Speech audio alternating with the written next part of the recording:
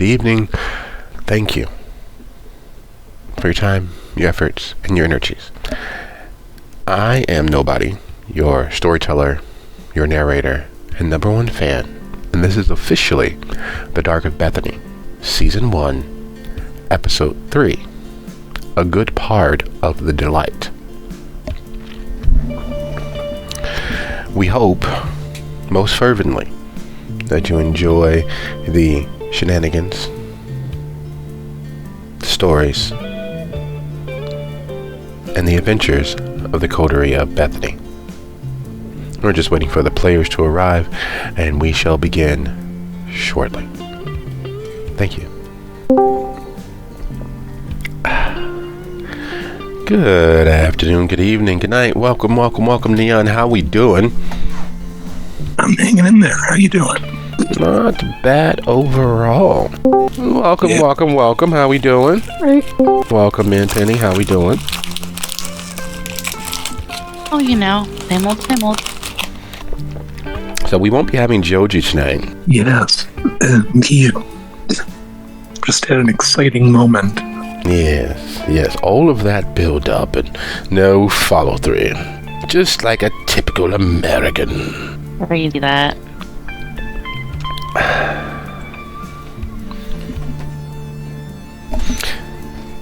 And on similar notes, as we prepare to dive in to episode 3, what questions, suggestions, hypotheses, or corners would we like to round off as we prepare to dive in with both feet hanging on with both hands for all dear life?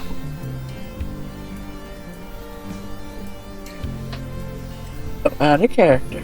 These are definitely changelings, right? I think they're mages.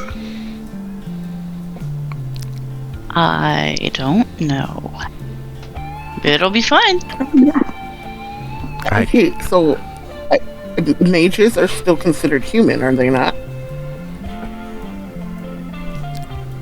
What do you consider human?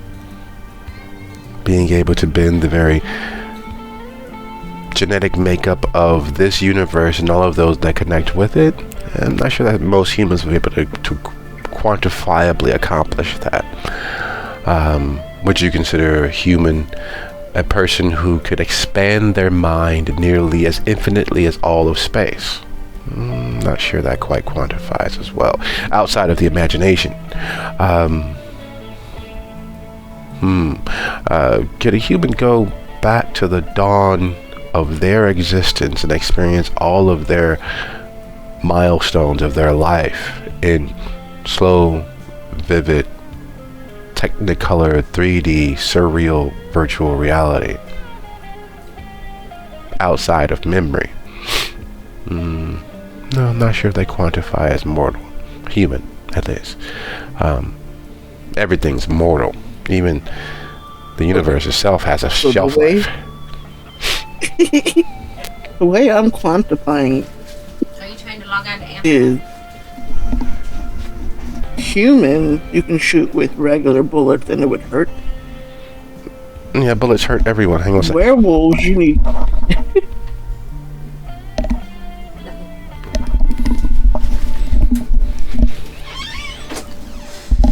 Werewolves, you would need special equipment, but bullets would still hurt.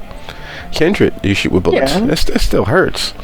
There's a finite to everything that exists, but in regards to what makes them quantifiably human is unfortunately a core facet of that particular splat. Are they still human? With all that they might be able to accomplish by exerting the nearly untapped potential of their willpower.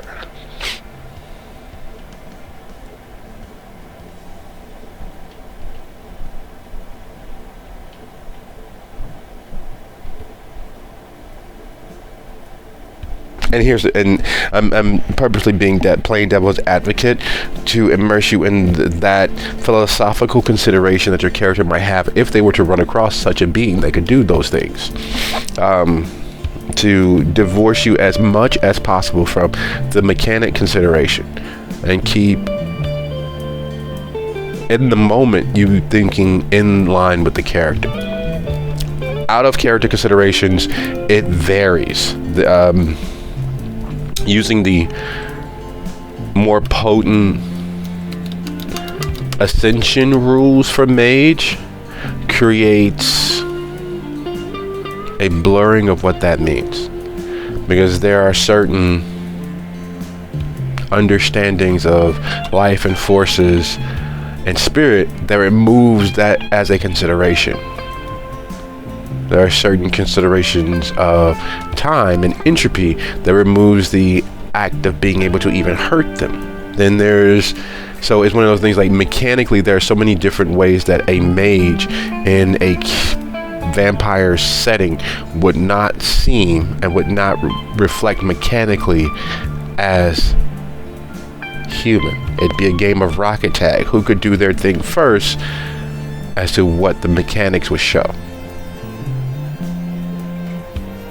Get to them, mind whammy them before they get a chance to think. The world's your oyster. Don't get to them in time and they have had time to watch or plan or even come up with a fallback plan for your potential actions, and none of what you did might matter. You might cease to be. You might wake up in your bed 30 years from that moment with your spouse and your grandchildren all sleeping soundly in your one-room shack in the middle of far Eastern Europe.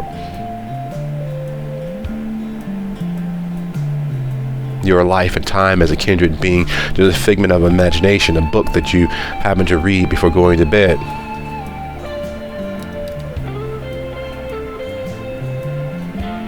And then there's, the awakening rules, but that changes things a little bit. You be, back in Atlantis or some such.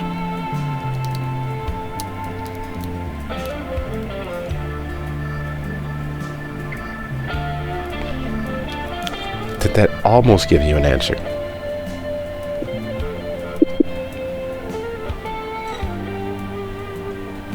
You can tell you work at a lawyer's office.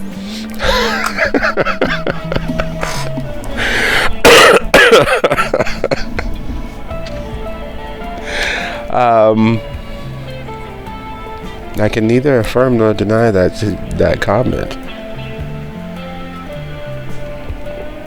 I believe I'll be taking the 5th. I will be pleading that answering that question would further potentially arouse suspicions, leading to a potential lack of faith and a belief in a certain level of criminality that I may or may not have been known of and a participant of after the fact, in accordance with keeping the faith and surety of my client.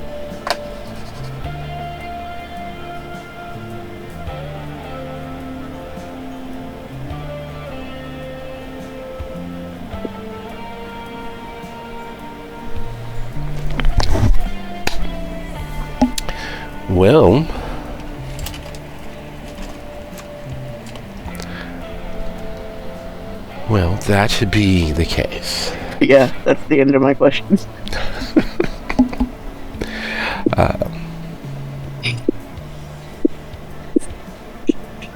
Do we have any further considerations in regards to where the Bethanites might actually be in regards to when we dive in?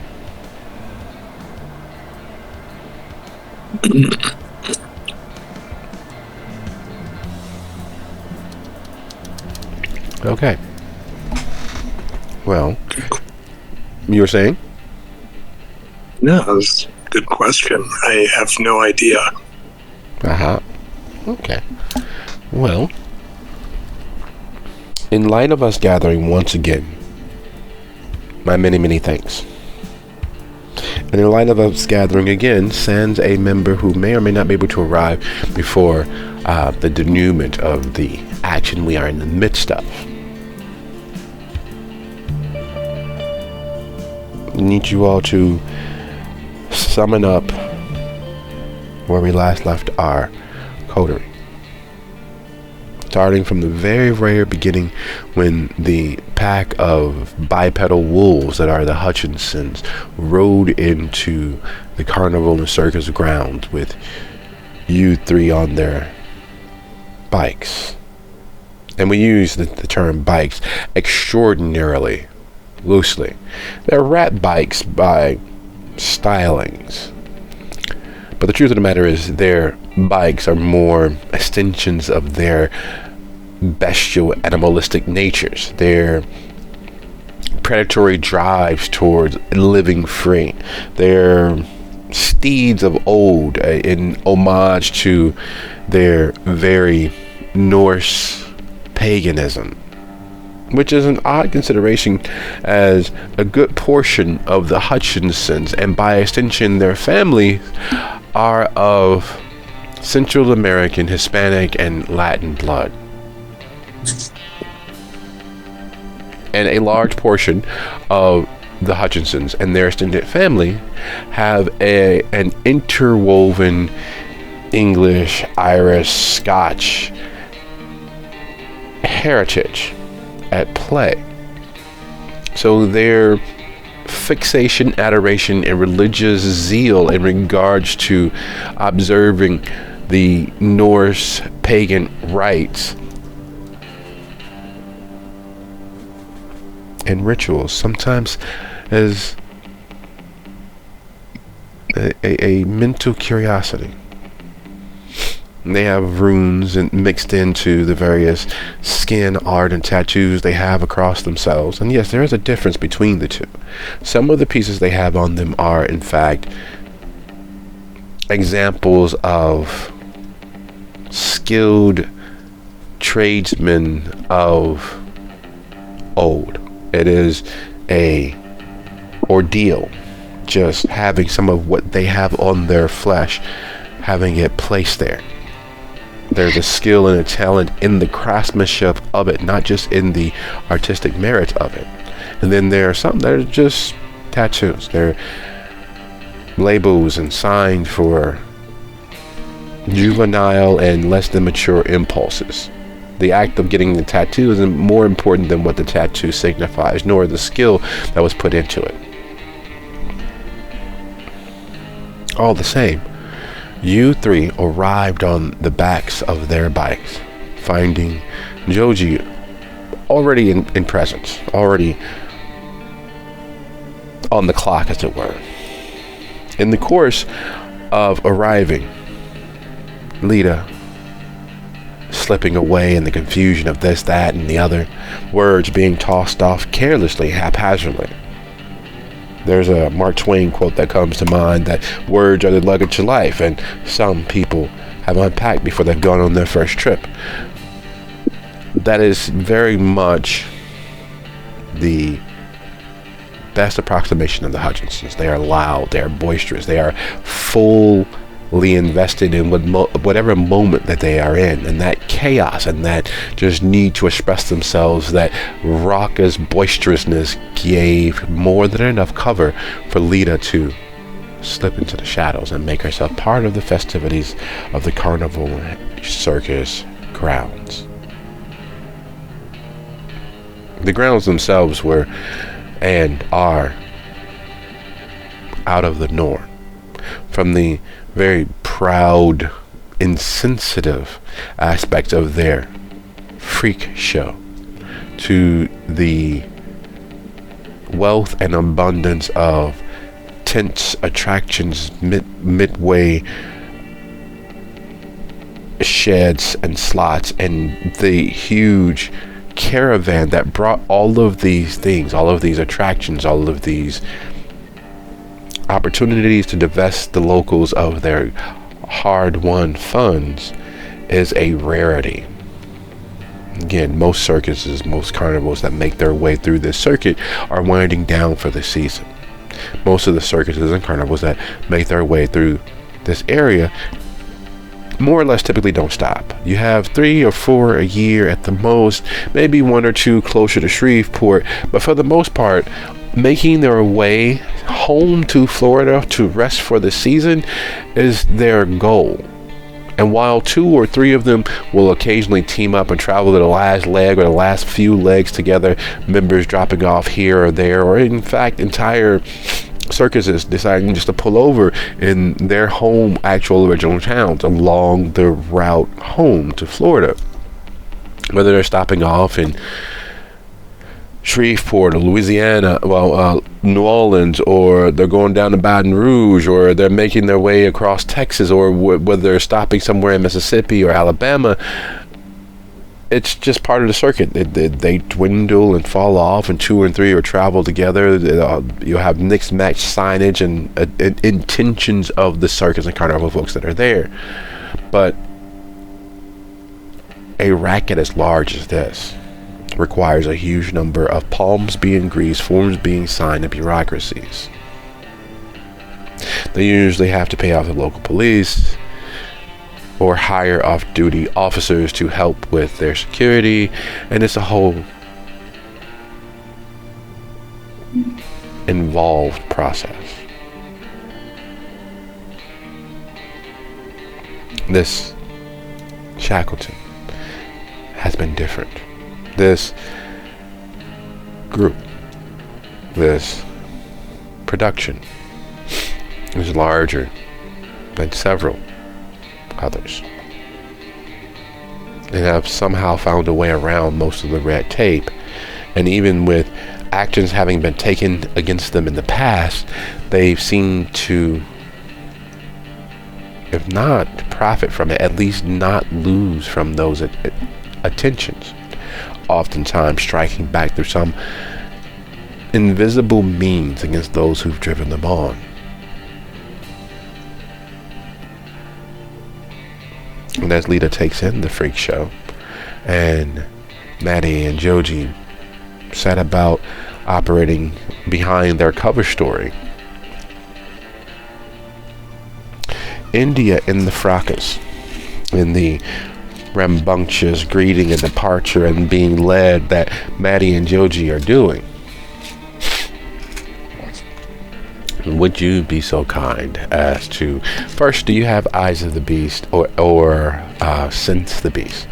Sense the beast would work better, but either would count.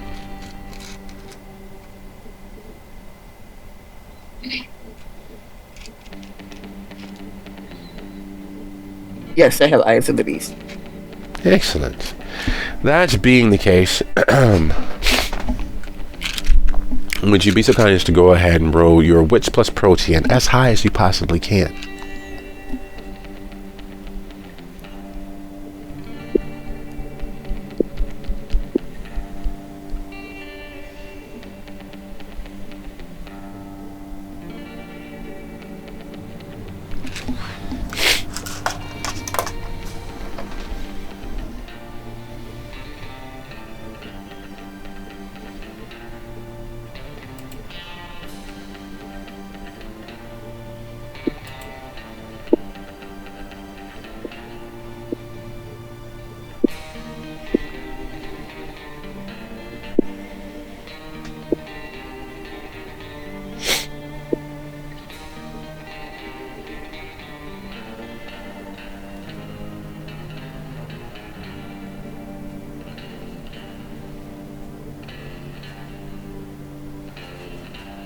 It's a 2.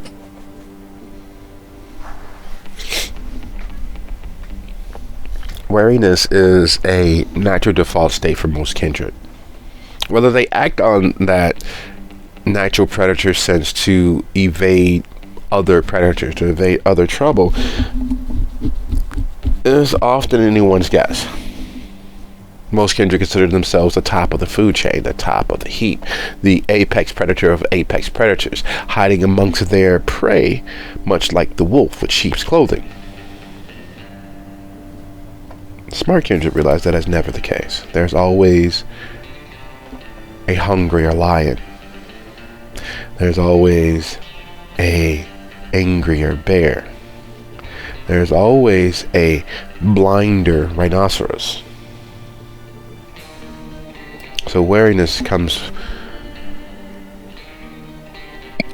very much in the same shade of consideration as a ounce of cure beats a pound of treatment, so forth and so on, yada yada yada. As The clearly lead Hutchison is guiding Maddie and Joji through the crowd. India catches sight of herself in one of the passing mirrors.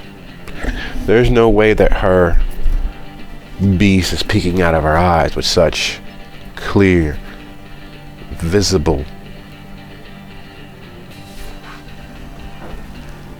easily discernible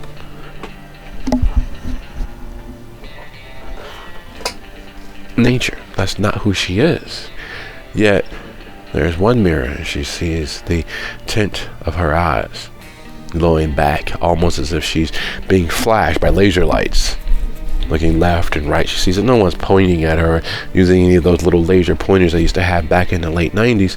No, none of that's happening. But as she passes one mirror, she sees herself, and then the next mirror, she sees herself. She feels fur, her pelt against her cheek. Putting her hands to her cheek, she realizes that is not in fact the case. But every mirror shows that her inner monster is peeking out, her eyes bright as laser lights, catching her own gaze. Now, there's not many things you can die again for the second time, for the final time for, but breaching the masquerade is definitely one of them. And if she is as out of control as these mirrors keep showing, she is very much a threat to her own continued immortality.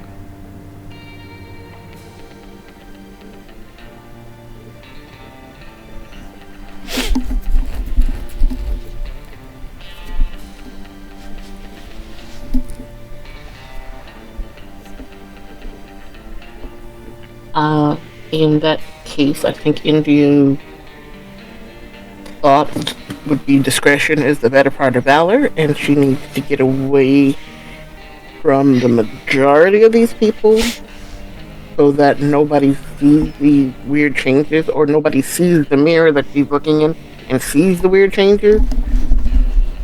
Because she's looking at herself, she's like looking down at her hands and touching her face, and she doesn't see what's in the mirror. But if she can see it, then there's probably somebody that's walking past behind her that just glances and could see it too. So she's like, nah, I need to get away from these mirrors. I need to not go in where there's a whole bunch of people and there might be more mirrors. So maybe going closer down towards the bonfire would be safer.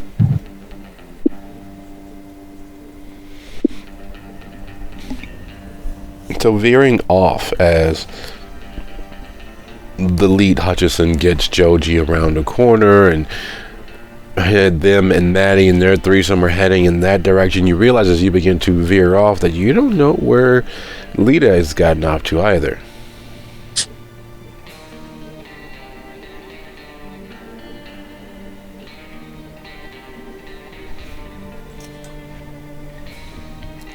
Awfully cursing to herself, because of course the most delicate looking one is going to go disappearing somewhere, and the most visibly different one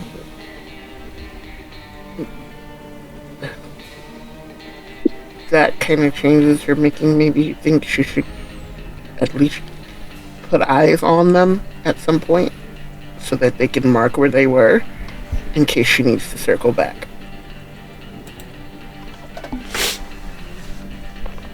With that thought, with those thoughts in mind, how would India consider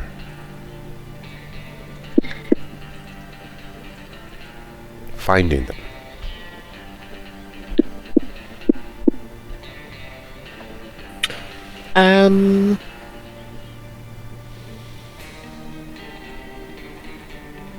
Obviously, since she's already feeling like she's getting beastly a little bit, she's going to lean into that just a little bit and use her senses.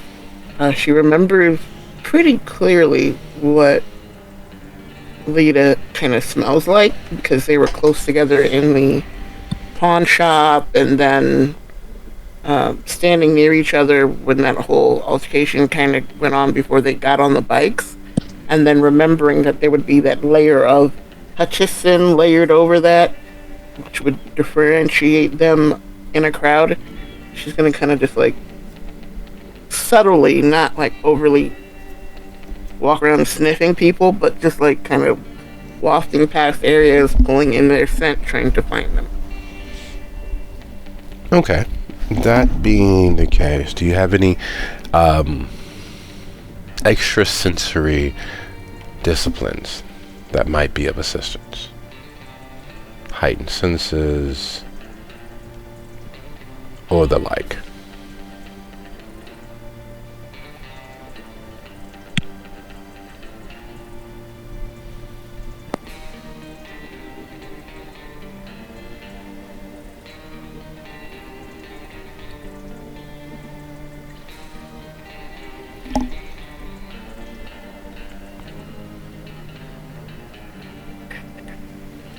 Honestly, this time, no. I don't think she does. There's nothing on my sheet as far as, like, specifically better hearing or better, no heightened senses, basically. Okay. That being the case, in this crowd of wild and woolly entertainment seekers with the lights, the sounds, the distractions of everything that's going on, would you be so kind as to go ahead and roll your wits plus survival -1?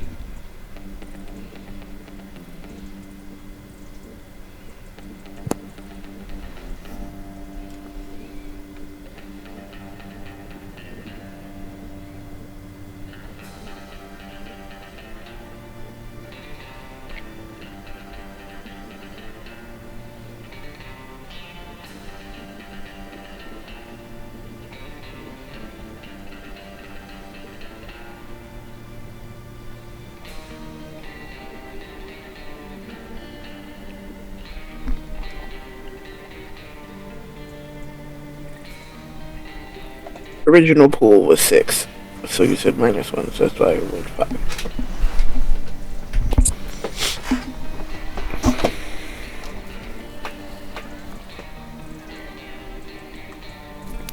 It takes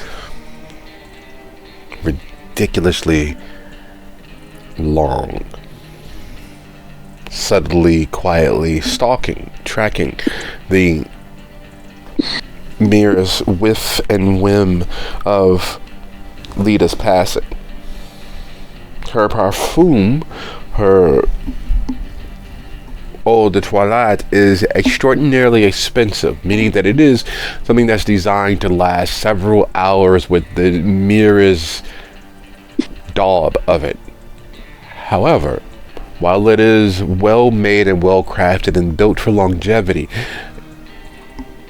as all finer scents are designed to be, in the midst of this pre, post, during pubescence crowd of mixed and mingling with beer, alcohol, and various other things that they shouldn't have in and on them systems from the adults around them, it is searching for a specific needle in a haystack of hypodermics.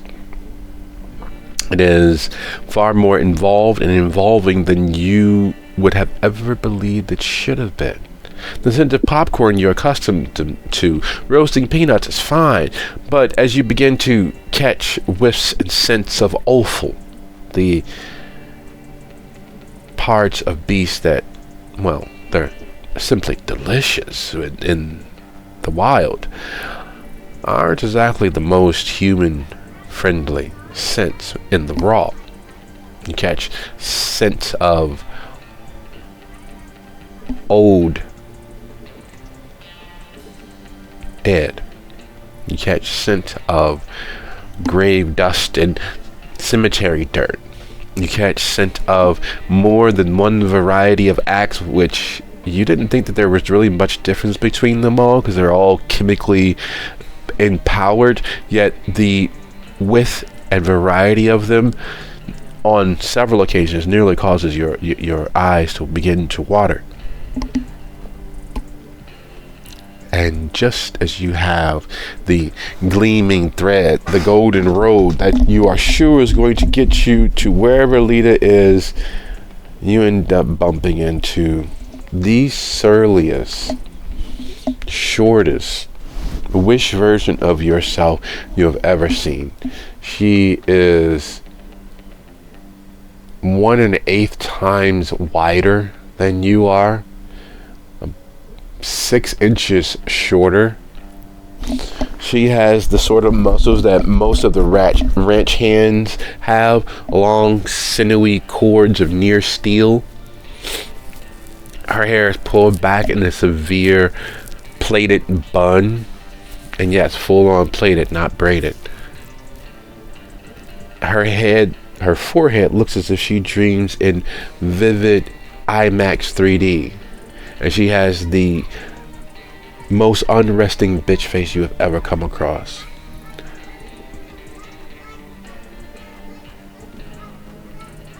Watch yourself. And instead of doing the usual, sorry about that, and stepping around, she says just that plainly and just that lacking of life. Watch yourself, tucks her chin and begins to take a step forward once more through where you're standing.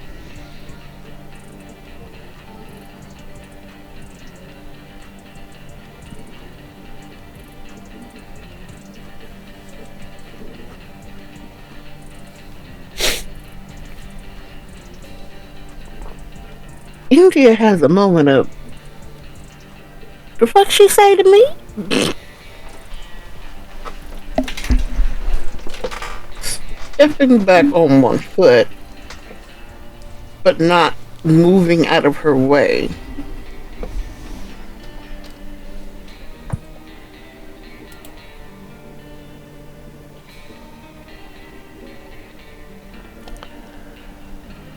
Okay. Seems like you're a little short this evening. Like nobody taught you no manner. As you plant yourself, that recognition of what that actually is immediately communicated, and she pulls up short. Fractions of an inch from barreling through your space. Talking to your chin, she raises her gaze until she's staring up into your eyes. Even the poor in this godforsaken place feel they can look down on people.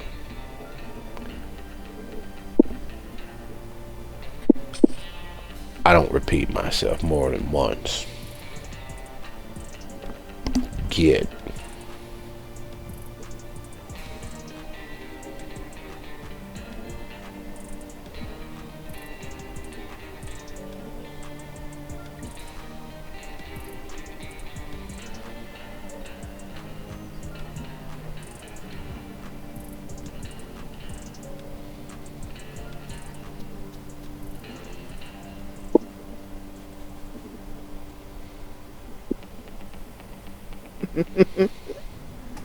Ooh, it's funny you think you run anything around here. But I got better things to do than deal with your little short ass this evening. So fine, walk around and I'll go my own way. But if you got a problem and you want to keep having a problem, then stay right there then.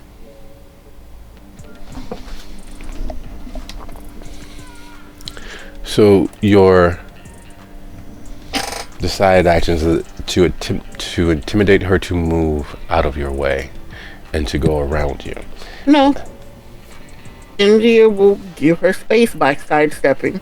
So it's very clear. I'm giving you this chance. Keep it pushing, bitch. So the moment you step to the side, at least one of you can learn your place. And she tucks her chin and continues moving forward.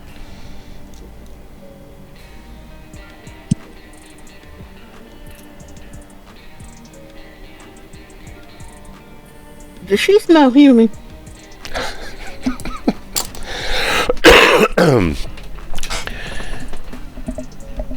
Do you have Bloodhound?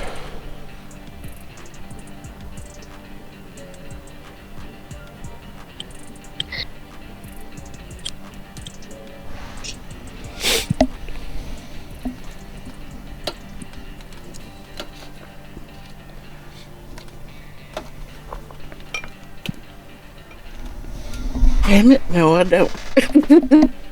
Yes, she does.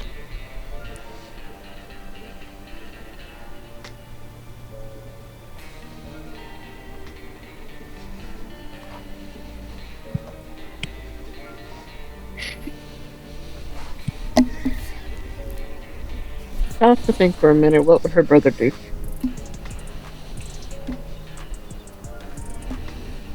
He was a local athlete. He was a big man around town. He was a local darling and a center of people's goodwill and intentions. And then he went off and died a hero. What would he have done while alive? He wouldn't have been in that situation. He would have had a gang of associates, cronies, friends, those who wanted to be friends, and those who wanted to be him to have themselves as friends. He rolled deep and was always in the midst of some social group or another.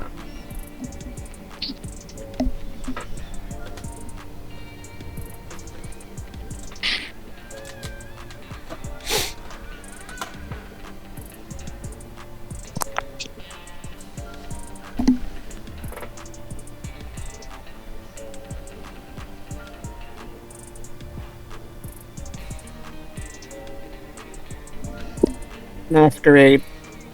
She has a job to do. There's no time for a fist fight. As bad as she want to punch that bitch in the back of the head, there is no time for a fist fight. She will let it go this time and keep walking. Excellent. Let's see, does her beast actually agree with that? Because with that amount of consideration and force of will being exerted to not engage, it is a very real probability and possibility that, yeah, if this is something that she would normally have done, restraining that urge, restraining that pleasure, and we won't say guilty pleasure because there's nothing guilty about pleasure, then very much her selfish self-interest would be leaning in that natural, for her, decision. To be so kind as to roll your resolve and composure.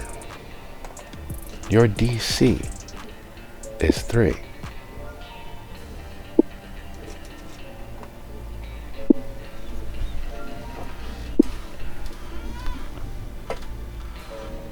You said DC3? Yes.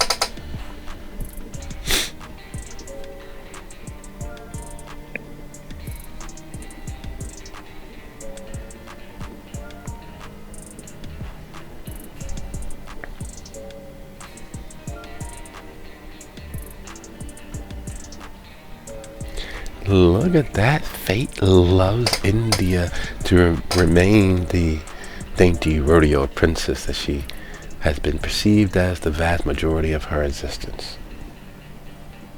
And while the urge, the natural inclination, is very much there to let her hands translate her meaning into the other woman's being, she restrains with far less effort than one would assume. Because yes, it'd be temporarily gratifying. And yes, she wouldn't feel as if she lost an engagement. Yes, she wouldn't have that prickling and percolating in the back of her mind. I didn't let her get away with that shit. But the potential fallout might be worse. Though, of course, as she's 4, 6, 10 steps too far, a fight is always a good reason to have the police called in, isn't it?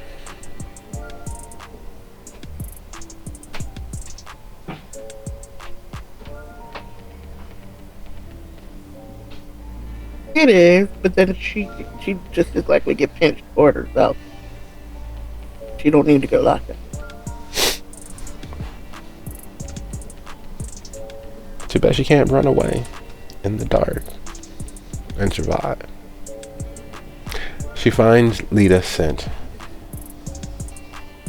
And of course, after moving left, right, up, down, left of center, right of center, back through the center and around, she has a very good idea as to how large these grounds are, how massive Shackleton is. And as she gets to where she believes Lita might be, she catches sight of two very large lions being led into the employee. Clearly for her, it has got to be the employee interest, because that's what else could there be with doors on the side of a tent this size. Those have to be like the employee entrances, but there's several of them spaced oddly apart from one another on the exterior of this potential tent. Do you walk around the front? Do you try to go around the side? Or do you try to go through one of the employees' doors?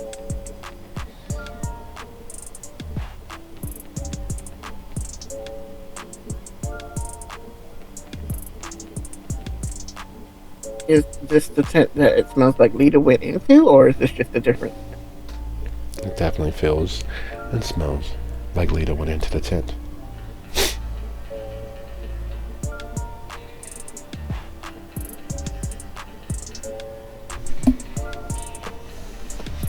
That's curious, but I guess try to follow the way the lines went in. I know it's weird to say that, but she is so curious about where those lions are going.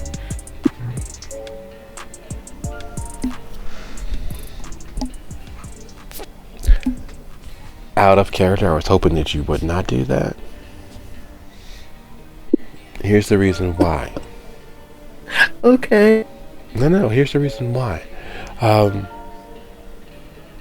As the lions are guided through a door into the side of the tent, you quickly hasten up close enough to get inside the door before whoever it is that's there at that door closes it behind the lions.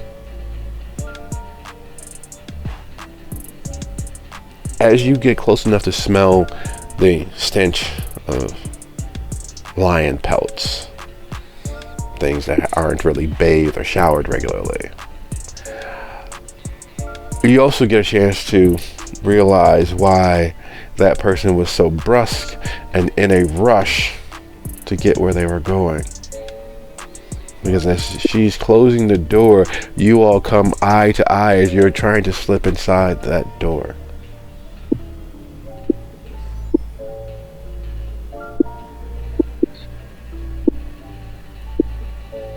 You're not sure how she managed to get a quarter of a shade tone darker, but same hairstyle, same clothing, same eyes that stare into the center of your soul and find you lacking, same musculature, and same, as she immediately begins speeding up to close the door, sense of disappreciation for you and everyone even remotely like you.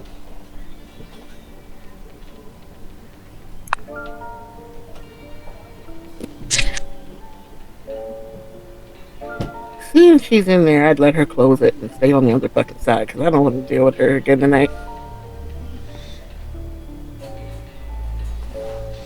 As the door slams shut and you can hear the latch being thrown, there's a curiosity that crosses your mind only as the latch slams into place.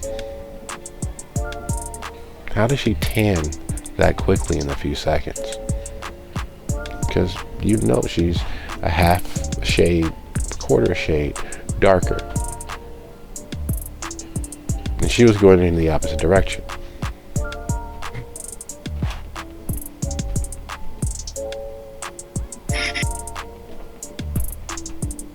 Raw memory check if you like. You can go ahead and roll your intelligence and awareness.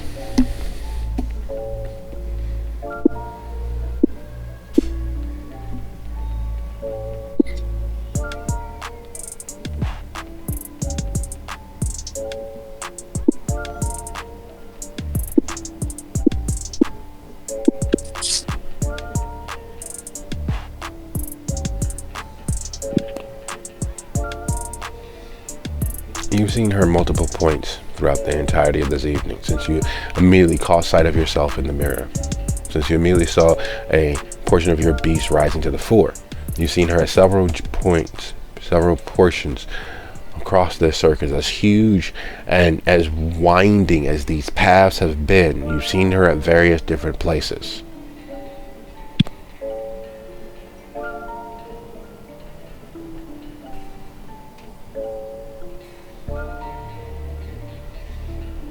And speaking of being at various different places, or at least in various differing parts, namely inside the gullet of a male lion, inside the digestive tract of a female lion, and spread all across the ground like a finely misted lawn.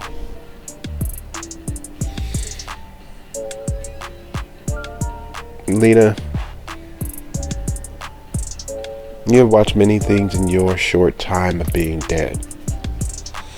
Have you ever had the opportunity of watching someone expire right before your very eyes? And not expire in a nice, tasteful, quiet way, their arms folded across their chest and made comfortable in their bed as you've accidentally drunken a little too much. But no, torn limb from bloody limb, and gormandized as if they were the best, sweetest, most savory pasta sauce imaginable, filled with nothing but iron and fortified vitamins. Little chunky meatballs that you know as the spleen. That's a part of the appendix. That's the top of the left lung there. It gets gummy if you chew it like that. But, you know, it cracked open bones where bits of the marrow is seen to almost pulse because of the motion and the viciousness that the rest of the body is being consumed. Have you ever seen that? I can't say I have. It is definitely new. So as she watches Shackleton seemingly being digested like a fine vintaged wine, chewed like the rankest, oldest Bazooka Joe, is there anything that she is attempting as she sees Joji appear in the doorway?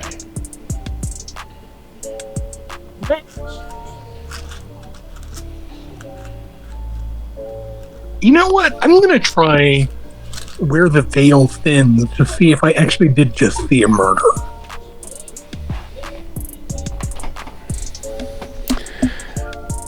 You are attracted to places of power. That is a very, very good thing. Most times. And by most times, it's... You kind of got to know what library you're looking into when you start rifling through the stacks.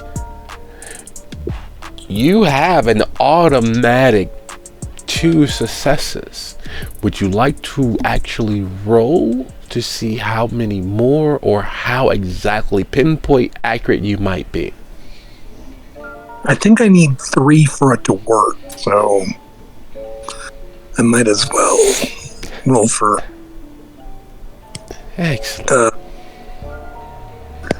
Do you know what my role is for that? I think it's Oblivion plus Resolve. Where the shroud thins. Did I keep a note of that? I can look it up. But,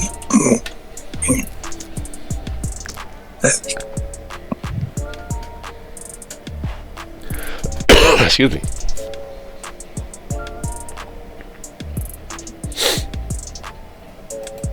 No, it's a ceremony? no, it's my discipline.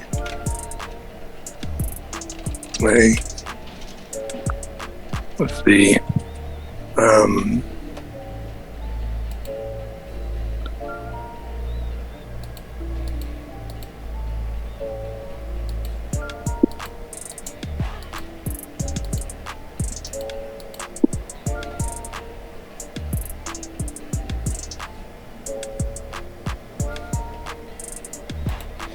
Alright, bear with me one quick second here.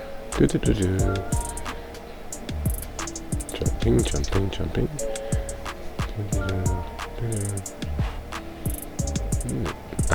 Yes. There we go. Go ahead and make that rouse check for me really quickly.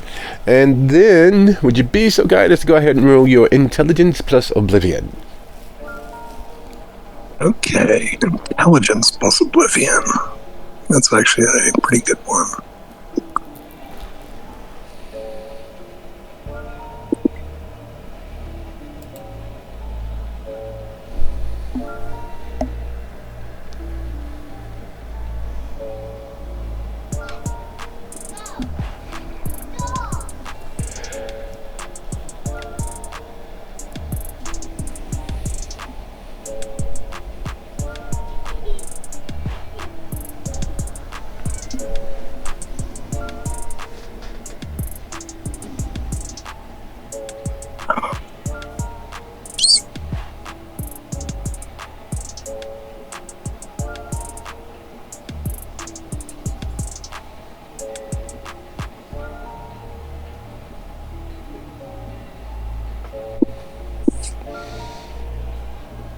So the beast raises, taking a small nibble at the edges of your soul. It does. The world shrinking down to those that can be consumed and those not worth the time in consuming.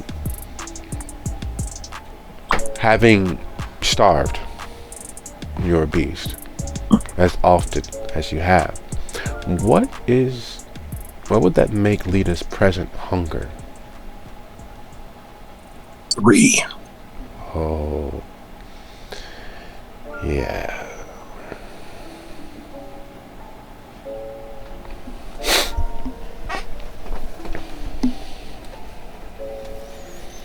It has gone from its constant needling, whining, to full out kick open the door and demanding, you're going to feed me and you're going to feed me now. You will have not one moment longer of peace if you do not. And it's railing. It's beating pants. It's kicking walls. It is not full fall on the floor and throw a tantrum to have other parents and people looking at you as if you are despicable. Not my child. Ew. But it is very, very close. You can feel it causing your undead, long desiccated veins to throb with sheer hunger.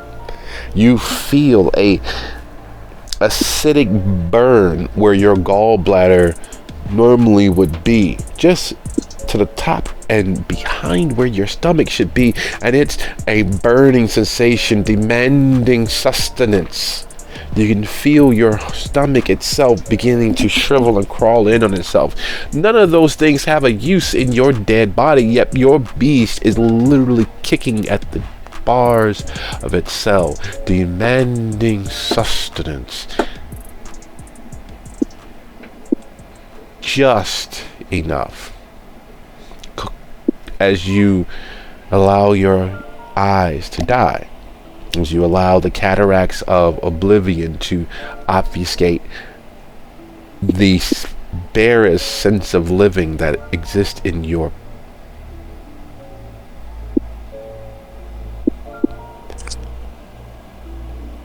and as the world shimmers and the colors fall away and the code, the underpinning code to all living and dead things begins to open itself up to you, where you can parse certain bits of information and understand what your beast literally knocks the binoculars out of your hand. Your beast literally upturns the table where the telescope is that you're peering into. Your beast literally takes a big, huge, steaming piss all over the lens for your telescope, staring out into the void. But even with all of those distractions, even with all of that attempts by your beast, by your drive, by your hunger to steal reason from you, to steal clarity of thought and vision from you, you are able to see this place is a fucking cesspool. There are places in the world where the spirits of the dead, damned and dying, pool.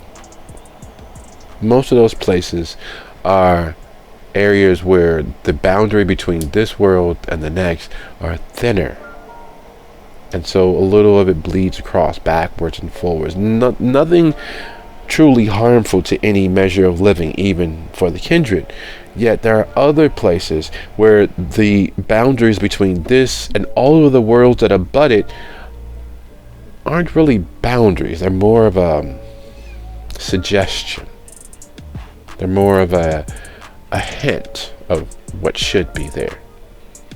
And in those places, the necromantic energies of the worlds of the dead bubble and leak, and it feels, for those of us able to understand such things, like a toxic waste dump. Because the big, large, powerful things on the other side don't visit those places because it's nothing fortifying there for them to feed on. It's not a strength of emotion from the living invested in the place. It is literally the runoff from the unused, unsoul forged dead who don't have the strength to go on. Most of their ties and connections to the living world have faded away and have been obliterated. They've been paved over. They've been sold off. They've been pawned. And in those places where the dead go to die to escape the many maelstroms and storms on the other side, unable to go on and continue existing, unable to be of any use, they molder in those places where the boundaries between this world and all of the others doesn't actually exist. It's a place of last refuge for everything.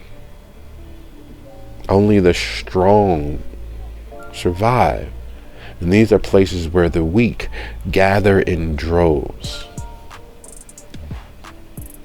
It's the elephant graveyard of the Pride Lands. It is the porta potty of the land of the dead. And every once in a while, something larger, stronger will come along and empty it. Occasionally, because the stench of it gets so appallingly bad that even they begin being affected by it.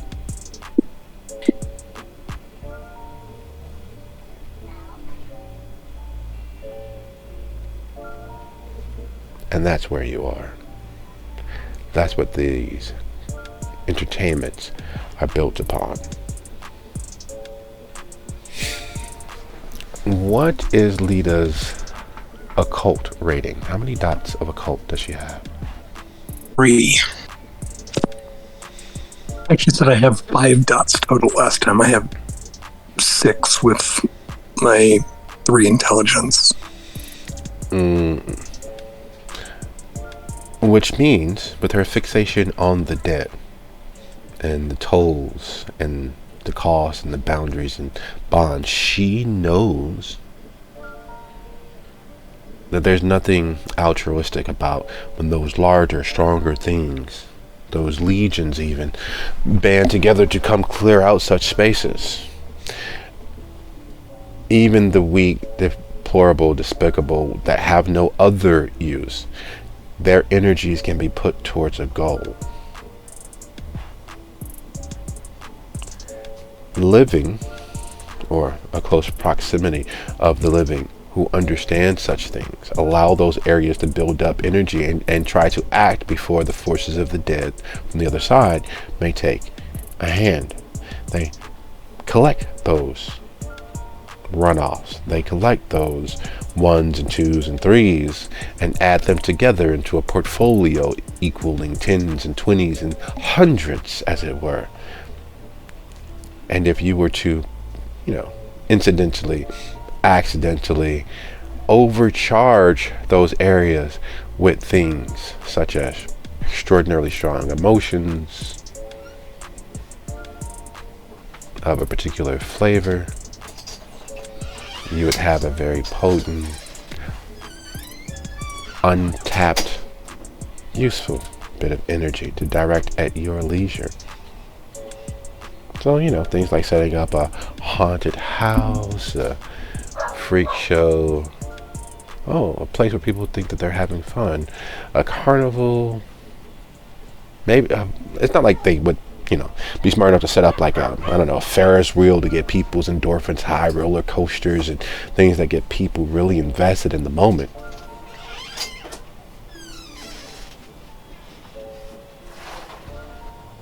God forbid if you throw in some familial bonds, people that are willing to kill for each other or die for each other. Throw that level of filial piety in there, and you're cooking with juice.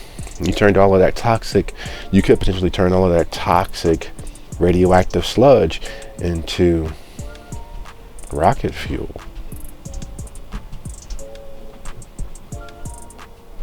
All you might need is a couple of deaths thrown in.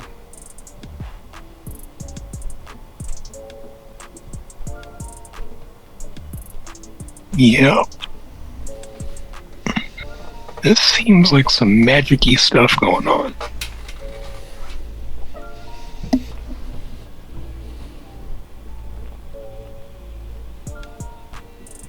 So as the lions bear down on Joji, besides staring into the void, looking wistfully into the middle space, is there anything that Lita's attempting to do? Oh, no. Excellent. Screw that guy. Nobody liked him anyway. All right, Maddie.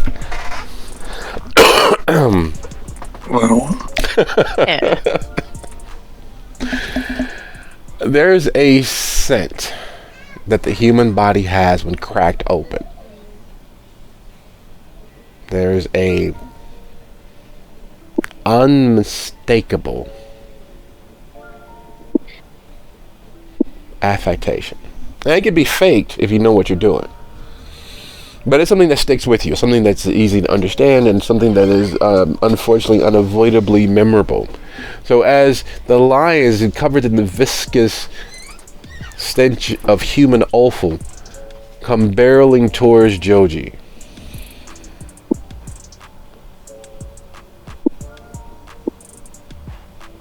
What, if anything, is Maddie doing? Underground. Silly lion.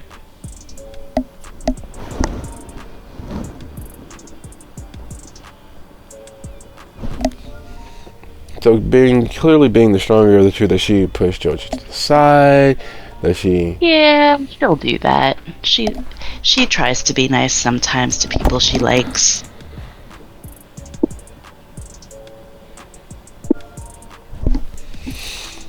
Excellent. Would you be so kind to go ahead and roll your... Because you're just standing your ground. So we're going to say that that's a block, shall we? Would you be so kind as to go ahead and roll your strength plus athletics as you stare down the menacing, charging, gluttonous lions.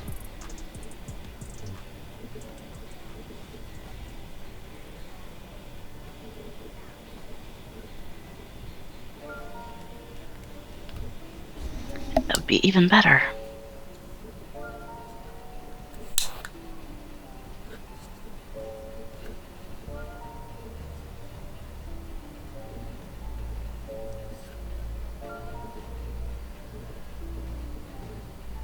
Much better. Much better.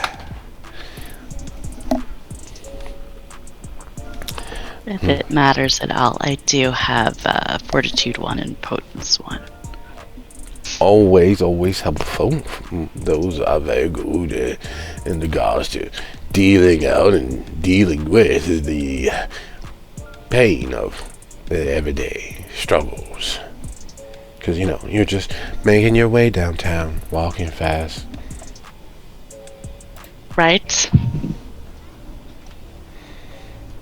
Do-do-do-do-do-do. And I need you.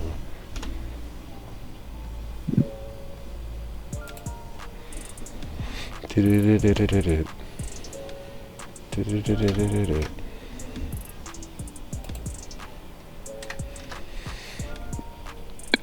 And that means that they need a minimum of 5 to be of any bit effective if they're attempting to get their fill and not be battered as aside as if they're bad kitties. No leaping on Bobby.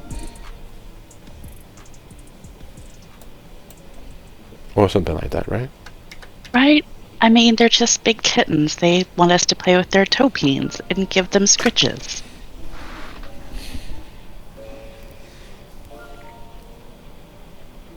No. Just the opposite of that. They're horrible, mistreated, malnourished, angry beasts.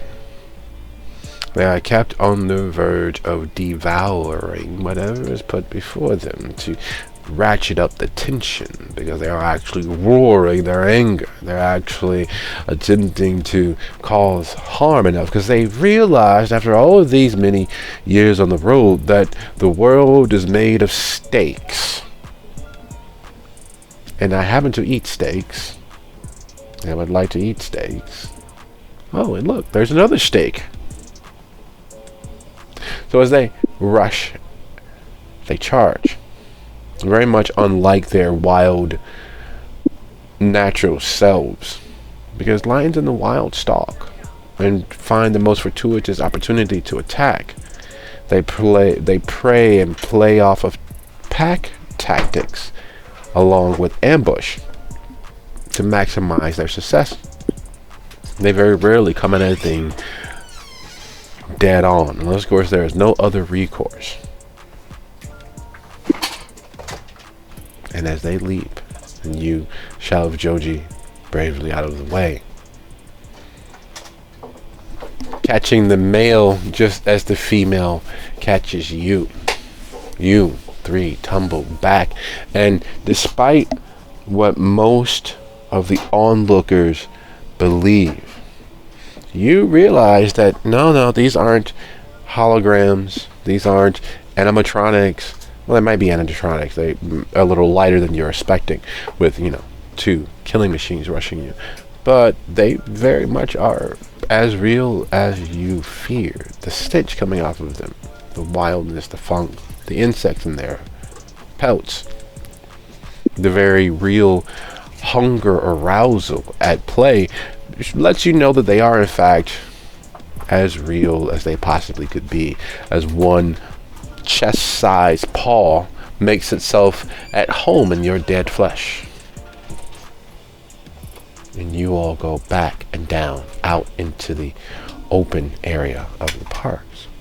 The blood dripping from their mouth is real also. The gory mess of their less than pristine fur lets you know that the iron content, the copper content, yeah, the lunch content, messy eaters though they are.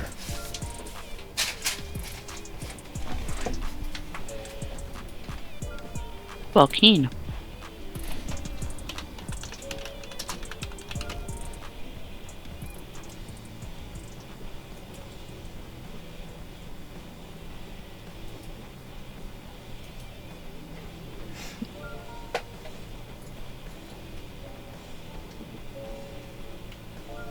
I suppose. Yeah.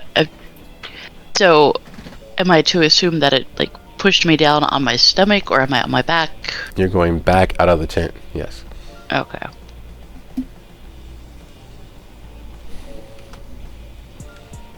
Cool. Is it going to try to stop to munch, or is it going to try to keep going? Oh, it's trying to devour you, much like it did the carcass inside. Amazing. I'm going to bite back.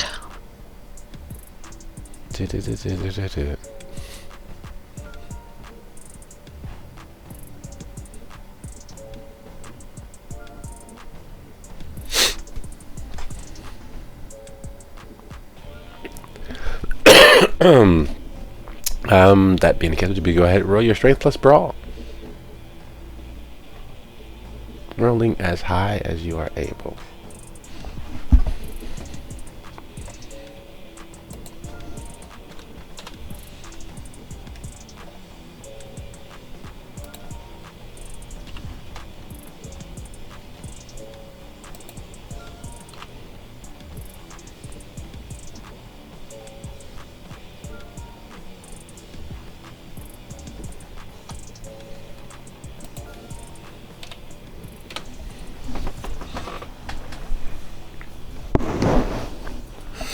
It is.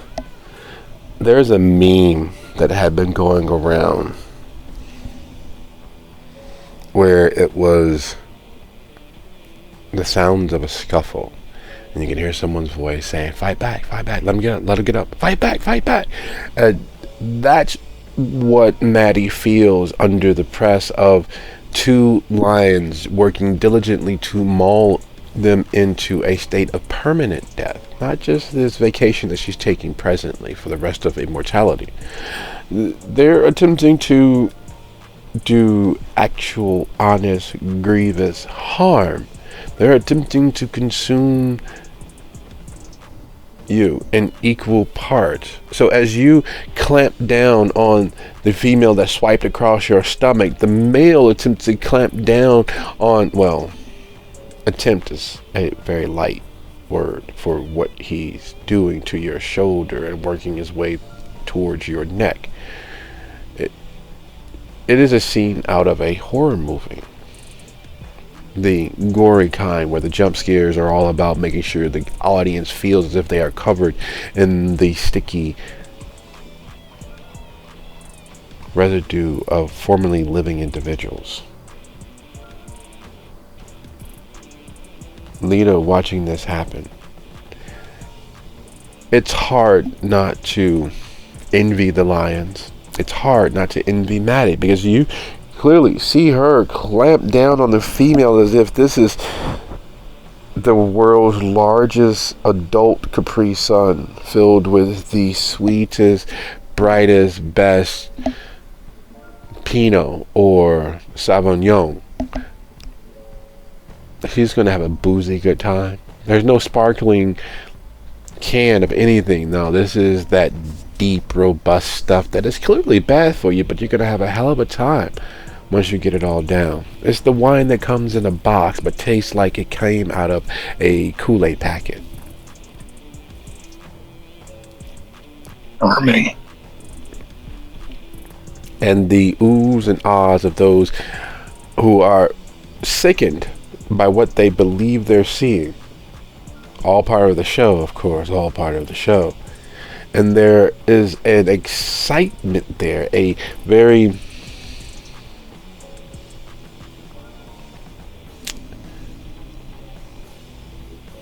cruel pleasure at seeing something die.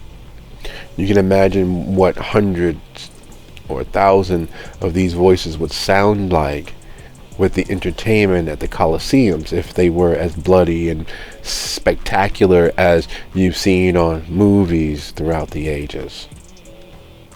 That bloodthirsty, kill! Tear her head off!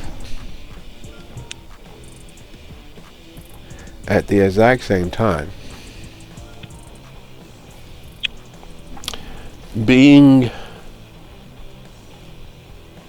having a semblance of affinity for the wild. Twins typically don't happen in the wild, not the way that humans think. It's a litter for the survival of that particular animal, but none of them are actually twins. They are singular instances of live birth or egg birth, but they're all different and individual. Even if they look alike on the surface, there will be differences and variety there for the benefit of the species. All of that to say that while cats sound similar and make similar sounds, there is the immediate understanding of the difference in size, strength, diet, and the smells that begin bombarding India as she thinks about how many times over the course of the evening that she's seen that same woman with lighter or dark, and that can be made up with makeup or lighting, but she's seen them at various places almost instantaneously for her. Like it took her 5 minutes to get there. There's no way that someone ran past her or ran around the entirety of the circus to get there ahead of her, unless of course they're that quick.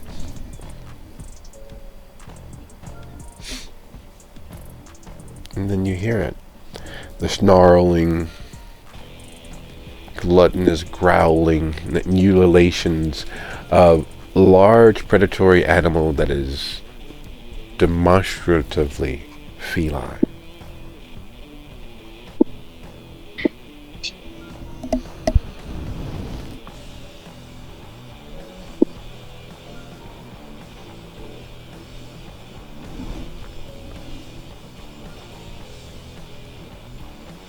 I slowly start walking towards the sound, but I am also looking around to see if everybody else is panicking or if anybody else has noticed. Are there Hutchisons around?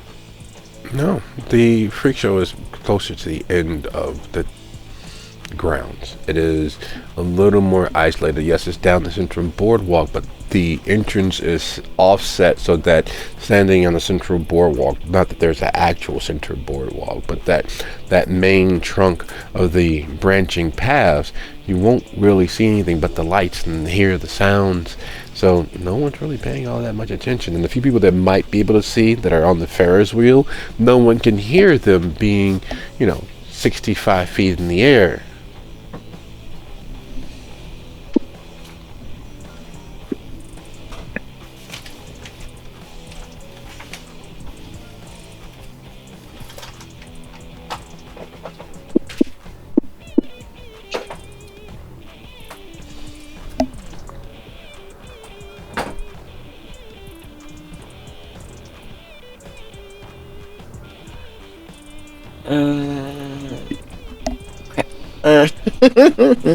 Well, again, I'm going to keep going towards the sound, but at the same time, if anybody passes me, I'm going to start like, hey, call the cops, there's a lion loose.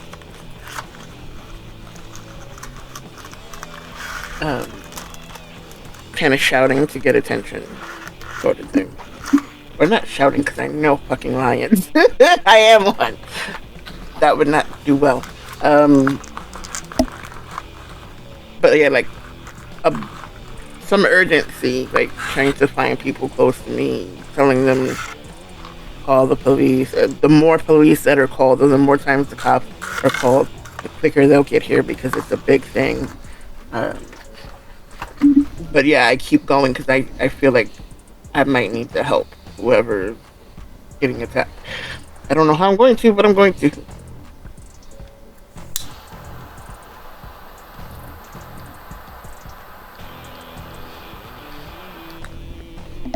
There's a cost of doing business. For every enterprise, for every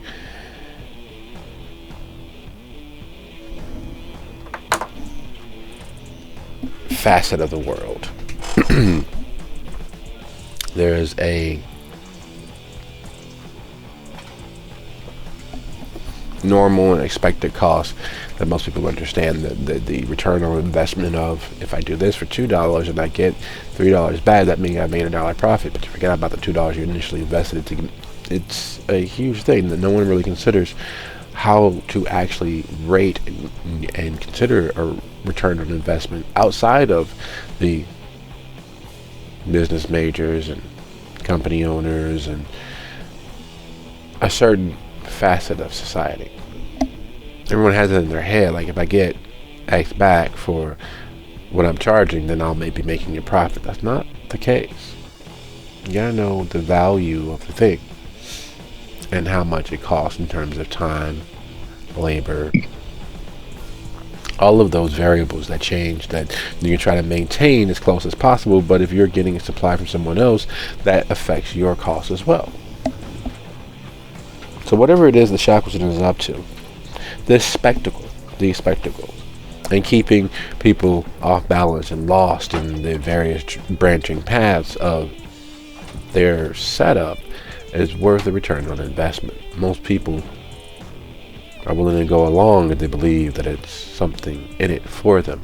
And those gathered inside the tent, while having watched the lions attack Shackleton and divest him of his living in front of them, this is all part of the show, because there's no way that that's real. They were, how do they call them? They were shills. They were here. They're part of it. Oh my God, they think we're going to fall for this. Like, tear her head off, kill her! It's competing senses of human interaction.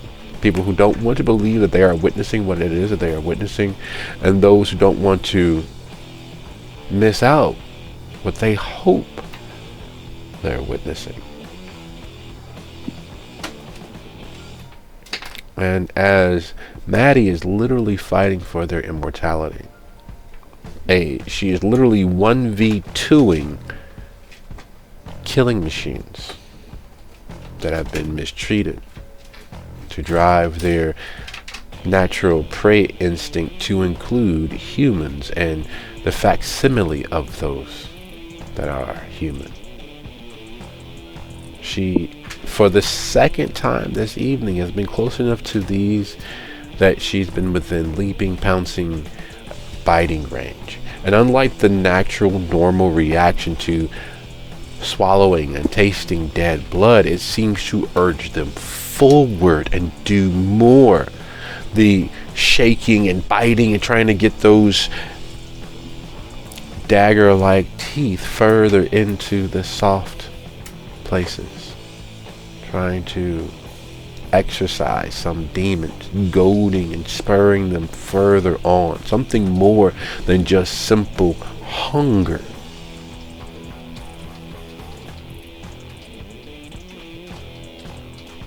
Maddie's never wanted to know what it was like when watching those old Tarzan movies of him wrestling jaguars and leopards and controlling lions and fighting tigers and death rolling alligators. She's never wanted to be up close and personal and experience that in 3D.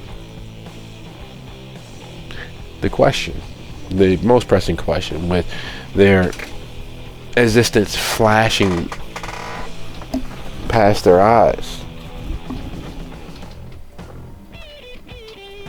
does Maddie have iron gullet?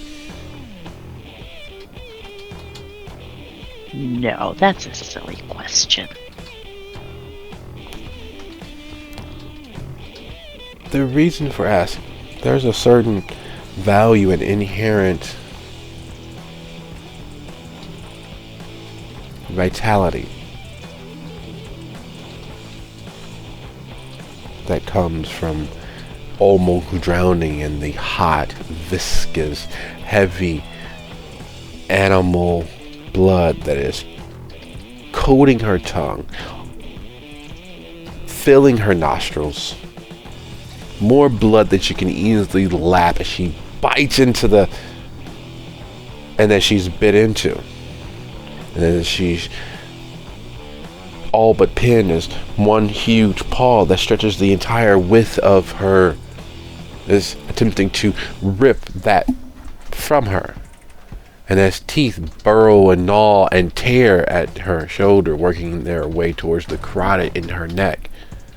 She's never wanted to be this close to them, but there is still a vitality in all of that blood that is very much working antithetical to how blood is supposed to. Blood is supposed to stay inside the body, it's supposed to have just enough to lap it away.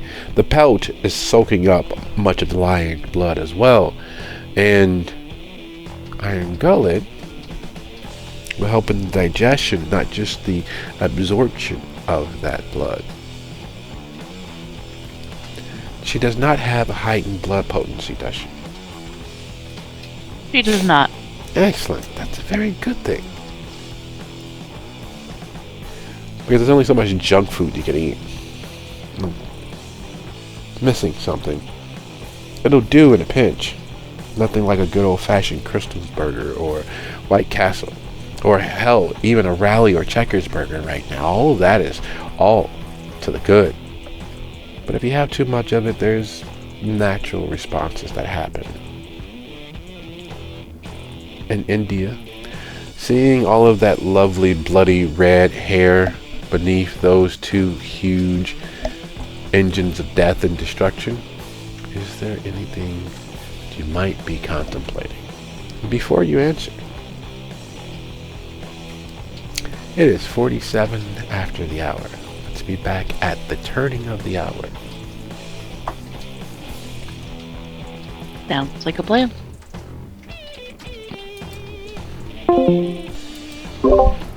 Welcome back, folks. How we doing?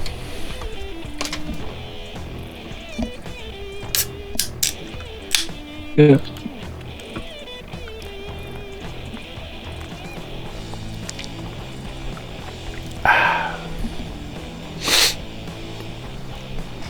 All right, forsaking tea for a little bit, we're going to move on to this lovely, crazy key lime. Yeah.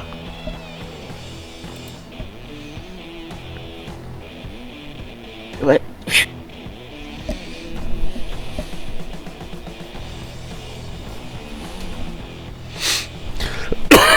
Excuse me.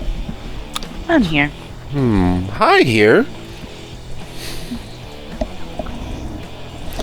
Not even a groan for the dad attitude. That's just... Okay, fine. Alright, fine.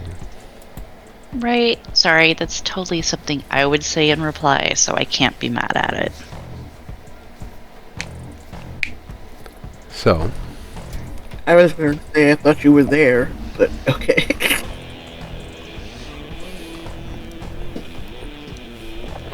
so you are saying that you're neither here nor there. Interesting. I am ethereal. Non-existent. Understandable. So as we take a pause from our own hurtling through the infinity of space on this little mud ball that we are upon, and visit once more this world, a dark mirror to our own, as a pair of lions, a lion and a lioness, find that kindred flesh isn't as bad as you'd think it would be. There's a subtle sweetness to it, a melon-rich mellowness that has very interesting notes of this, that. Ooh, I believe that's teak oil mixed in with the subtle hints of melon there, and it's a little bit exciting. Like, it's a little bit exotic. It gets the blood going, or at least that's what they would say if they can communicate in English. And while they work their way through, and India is witness, much like the denizens of the tent who are frozen between doing nothing absolutely beneficial and doing everything that you should not do when an animal attacks, showing excitement and fear, and the energy is just roiling.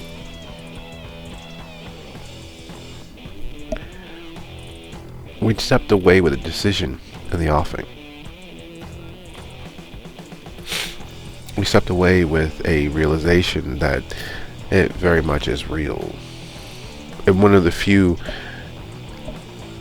present aware that it is real, Maddie being the victim of the moment, having bravely stood their ground and shoved Joji to the side, taking the brunt of the hit, taking all of the blows. And Lita watching, computing and compiling data. What is it, if anything, that India is going to do?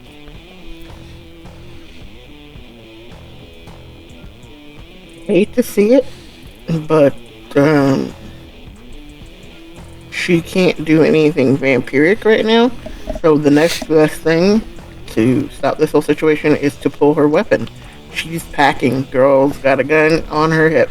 So, yeah, that's what we gonna do. She's gonna draw her weapon and aim.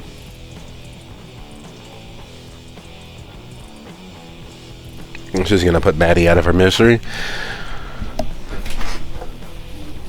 No, she's gonna shoot at one of the lions. Oh.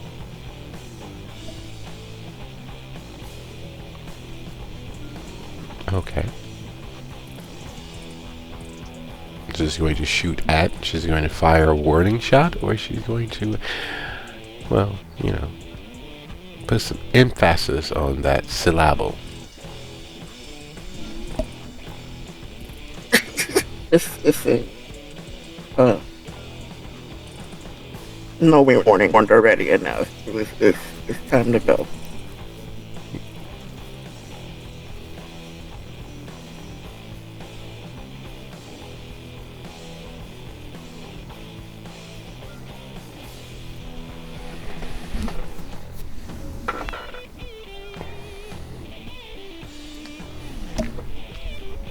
Well, at this distance, and it's just within the comfortable shoot from your hip range, is she going to take the time to aim and steady her shot, or is she going to draw and fire?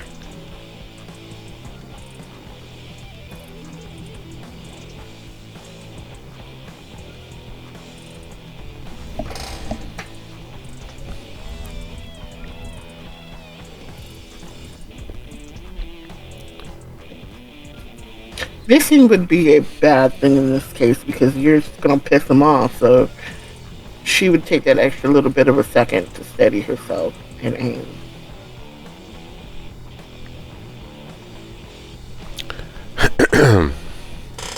The only thing more well known than the primary law of real estate being location, location, location, is that in entertainment, no matter one's natural gifts for drama, comedy, dramedies, romantic comedies or thrillers, or all of it boils down to, including for all of the technical operators in and around their entertainment business, whether it's singing, it's dancing, it's photography, it's videography, it's painting, it's all of it boils down to a simple principle of understanding timing, the maximum moment of efficacy, the right time to shed a tear, the right timing to dash the hopes of those who watch the trick turn. Timing, timing, timing.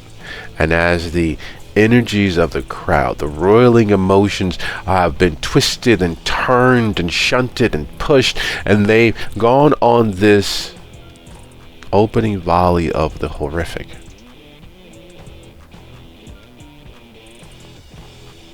Two smaller ladies, two ladies who are a few inches shorter than you, seem to appear almost as if out of nowhere, coming from the other edge of the tent, coming up the path and around the corner, and seeming to have been prepared for such a seeming potential outbreak. And they begin with the weirdest thing. They don't have nooses on long arms. They don't have tranquilizer guns. They don't have anything save themselves. And they rush forward and wrangle the lions off of Maddie.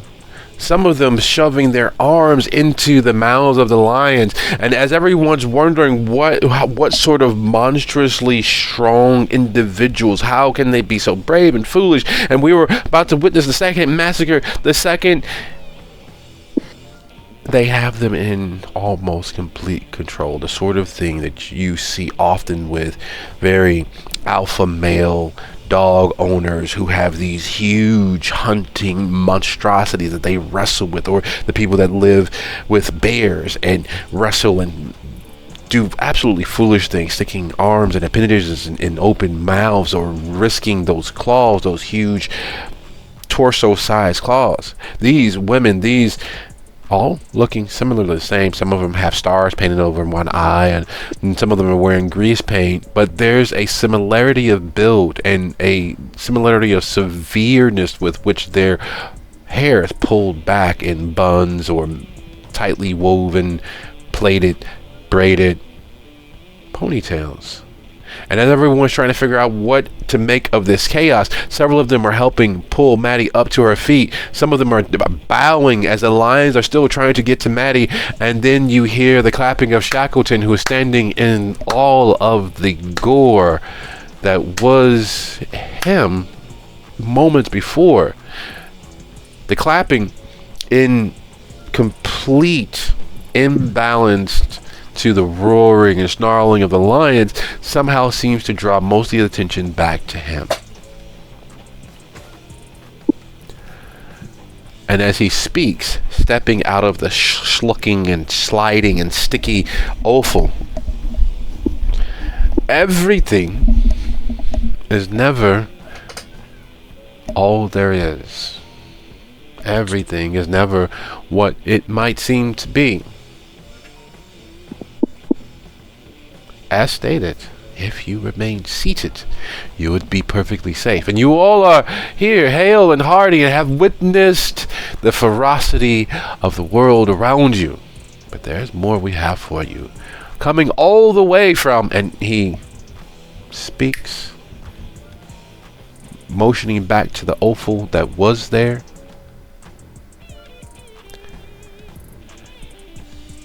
And trundling forward is based on the bulging space at the waist of that entity.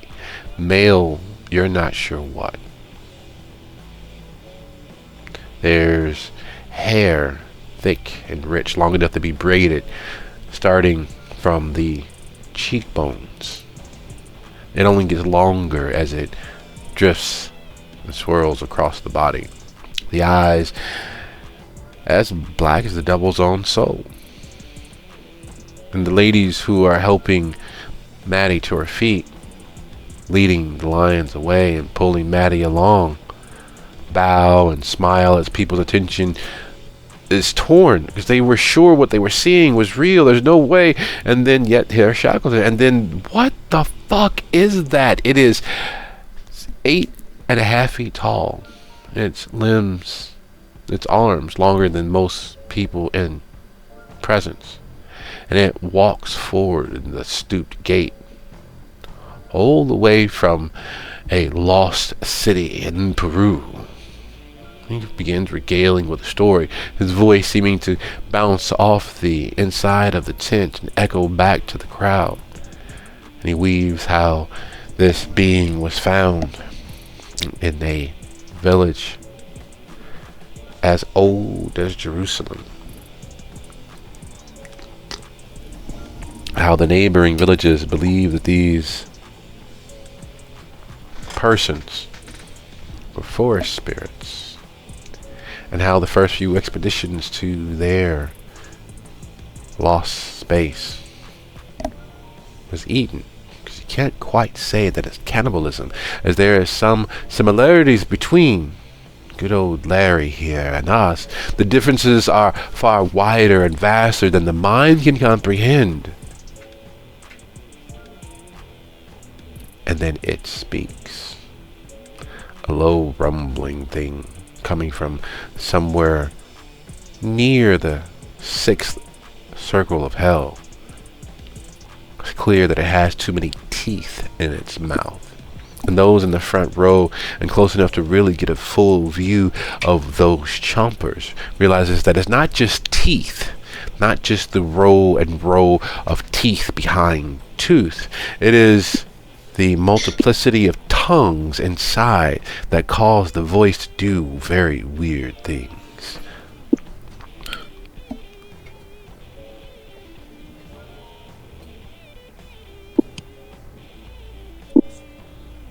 As you're led away, Maddie, is there anything you're attempting? As Maddie is led away, India, is there anything that India is attempting? And as the story begins to wax and wane, and Larry begins speaking from that lower region, that nether region, with a strangely unaccented, near perfect English, is there anything that Lita is doing?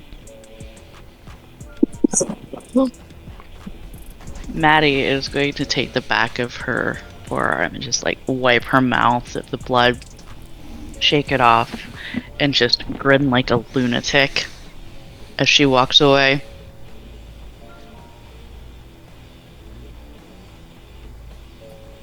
India is going to holster her weapon and not let Maddie out of her fucking sight. Because I don't know what these people have planned. If they had all this going on, I need to make sure nothing happens to Maddie.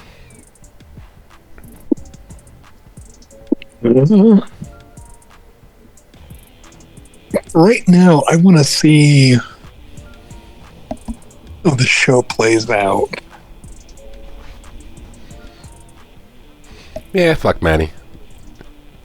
I mean, She did get a chance to taste lion flesh. How often do you need a chance to do that? Know what a lion Right. tastes like? She's having a time of her life. Or unlife, as the Once case in a may be. lifetime opportunity. Nothing like being almost eaten. It'll be perfectly fine. We'll talk to her tomorrow at church. well, I'm also a little bit on the how big a masquerade violation was with her biting the lion. Minuscule. Part of the act. Everything's perfectly silky smooth. Nothing like watching two murders almost happening, and yeah, it'd be fine.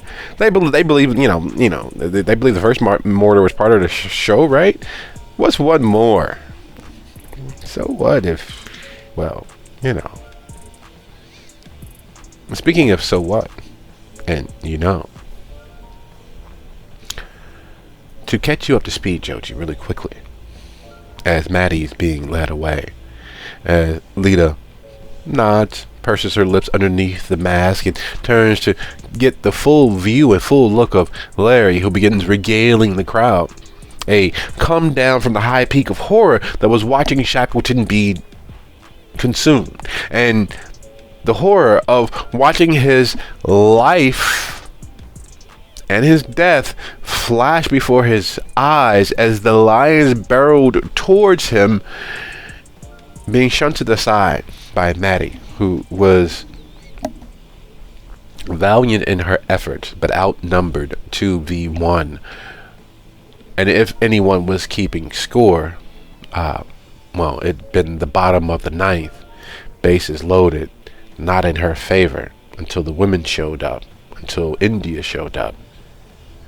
And as the women lead the lions and Maddie away, with India trailing along, holstering what at best can be considered an antique, though kept up to date, kept clean, kept functioning. A large bore modern take on the Peacemaker. What is it that Joji is doing, realizing that Maddie literally was nearly consumed by a pair of lions?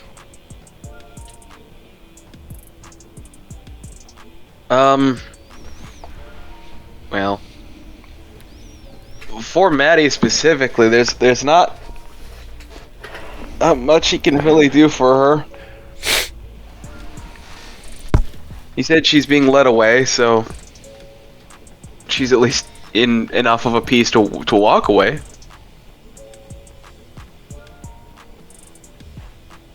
She is. Yeah.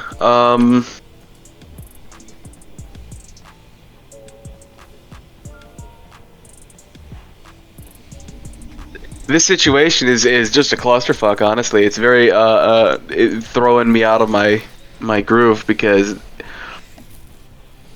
when last I stepped off the bus, shit was getting real, and I come back and shit has gotten real. Yes. Okay. I think the only thing I can really do in an attempt to salvage the situation is try and what was it that someone mentioned that Maddie was joking about, that it was just part of the magic. I suppose I can go about trying amongst the crowd that still remains, whisper here, whisper there, try and sell that. Yeah, no, that was all just part of the act. Okay. So you're going to stay with Lita and attempt to woo the crowd into believing that Maddie pushing him aside and literally taking the brunt of the lion's focus and giving as best as she could in return is just all part of the show, part of the act. And stay and listen to Larry, and as Maddie is led off into whatever the circus folk have in mind for her. Oh shit, wait, sorry, I must have misheard. If it's not one of us leading her off, no, I'm going with her. Sorry about the correction there, but these folks aren't right. And so, if possible, I'd like to follow along. Isn't that the pot calling the kettle? Well, I mean, yeah, but like, there is the devil you know, and then the devil that's winking at you from across the road. Why is his head so close to the ground? Oh my God, that ain't his head winking at me. Indeed. Yeah, I'll try and follow along then, just to make sure, because I don't know what the fuck this circus is about, but we've seen some pretty strange shit so far already. Yes, strange is the new normal. We've still got the fucking job of ensuring the police are called here for one reason or another. Yes, you do. They seem to be far too adept at keeping the crowds entranced, caught up in the magic of the moment, caught up in the illusions as being painted. Though judging by the grievous, near aggravated damage that Maddie has suffered, you're not sure how much of that is actually illusion.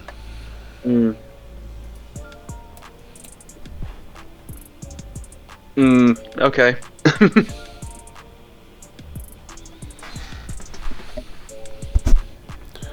So, the caravan of 6 relatively short-statured women, all looking fairly similar. There's differences in the most minute, superficial ways. You notice that the one with the star painted over her left eye, she has slightly longer lashes, but those can be bought. So maybe they're not hers, maybe it's part of the makeup, I don't know. But then there's one who has their hair actually plaited. There's another who has her hair actually braided. There's another who has her hair slicked and shellacked back so severely that you're sure that even in a hurricane that nothing would fall out of place. They're all variations on a theme. Their complexions range from cafe au lait to full bore milk chocolate in terms of coloration. That could be just simply one or more having more sun than the next. They're all the exact same height. They're all the same musculature, and they all brusquely ignore you all, except for Maddie, who, you're gonna have to come with us. Don't fight. Let's make this quiet. We'll make sure that you're okay. Not that we don't think you're actually okay to begin with. Cool it. Get them back where they belong. Yeah, sure. Always having to do the work. It's only as you all exit from easy view of the tent that you all just exited, and you make a left and then you make a right, that you realize that you're moving outside of the publicly accessible portions of the carnival grounds. You're moving into the caravan and RV and tractor trailer portion of the carnival grounds. And as you all, they don't seem to really give two shits that you guys are following along. In fact, they fairly seem zoned out of it, and for their lack of height in comparison to even Maddie, they're moving at a decent clip. It's not running downhill like an NFL back, but they are moving at a decent clip.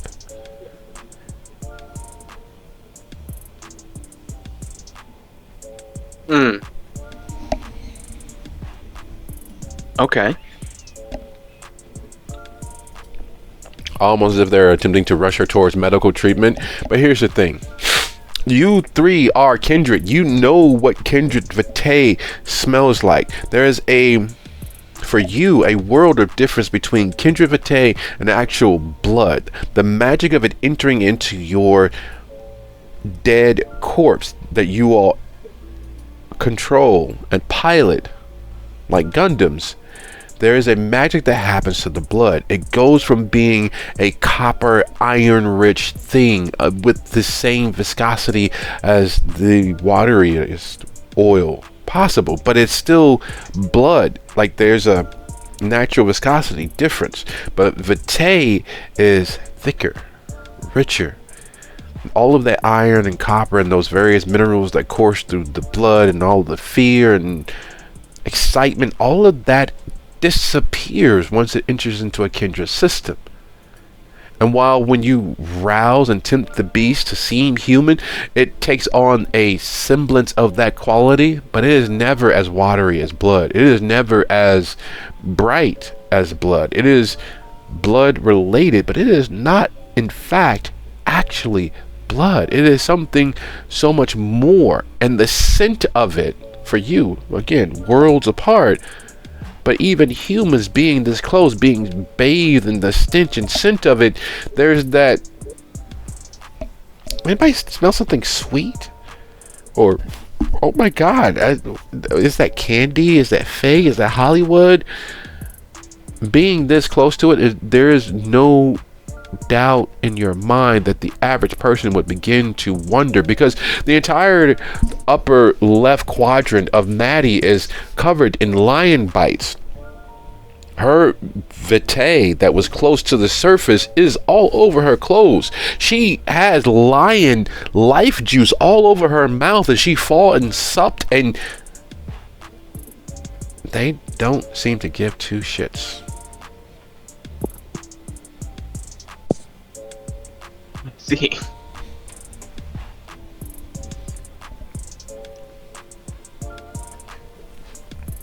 Well, that is certainly interesting.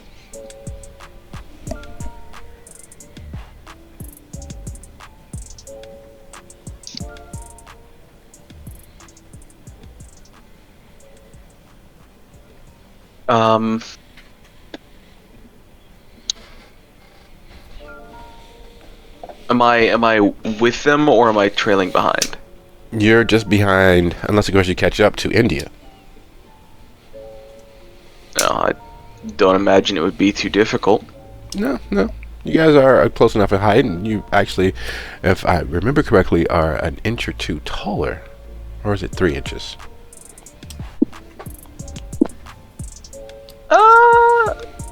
I'm 5'6". Yeah, I thought India was 5'5", 5'4". How tall is India?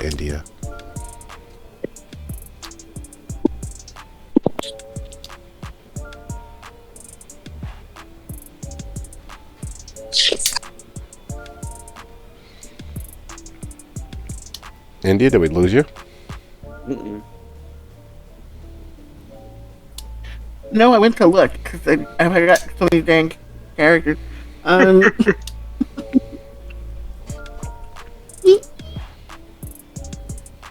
Actually, she's on the taller side.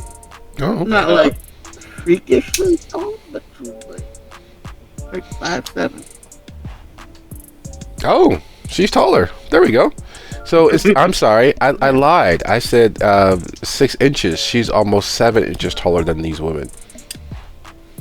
Oh, fun. As I'm just, Yeah, it is. On the taller side. I'm catching up with India, and I'm just kind of,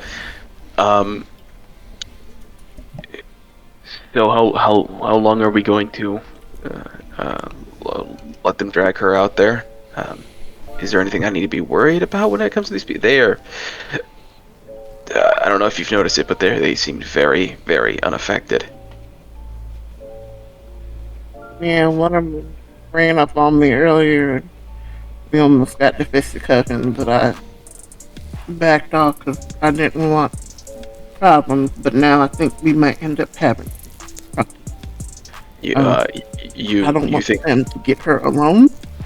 So we either got to stick with her real close, or we got to break her away now. you think they've got our particular dental issue or something else?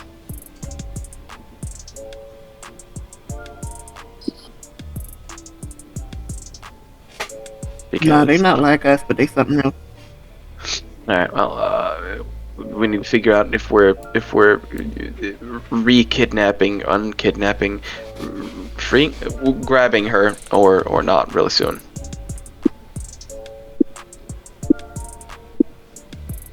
I think we should grab her and get the fuck out of here right now. Oh yeah, but we've got a job to do. We can't just dip right now.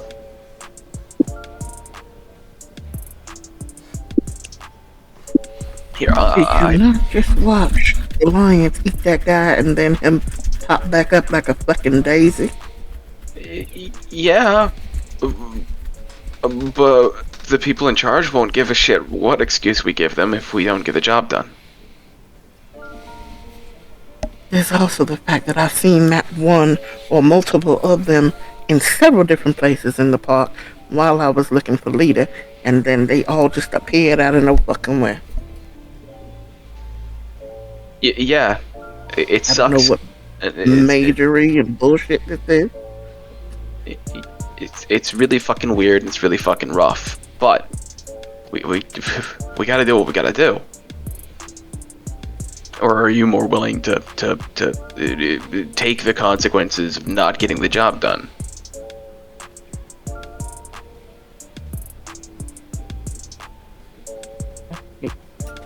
The logic in this right now, but okay, fine.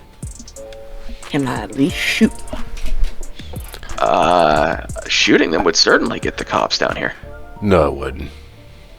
Uh-oh.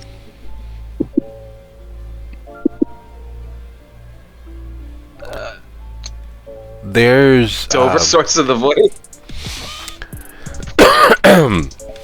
moving with the entourage, getting Maddie to what you all think or hope is medical treatment. There's always a medical tent and or a medical office, or at least a huge tool case sized medical box at these carnivals and circuses. You're hoping that's what they're leading Maddie towards.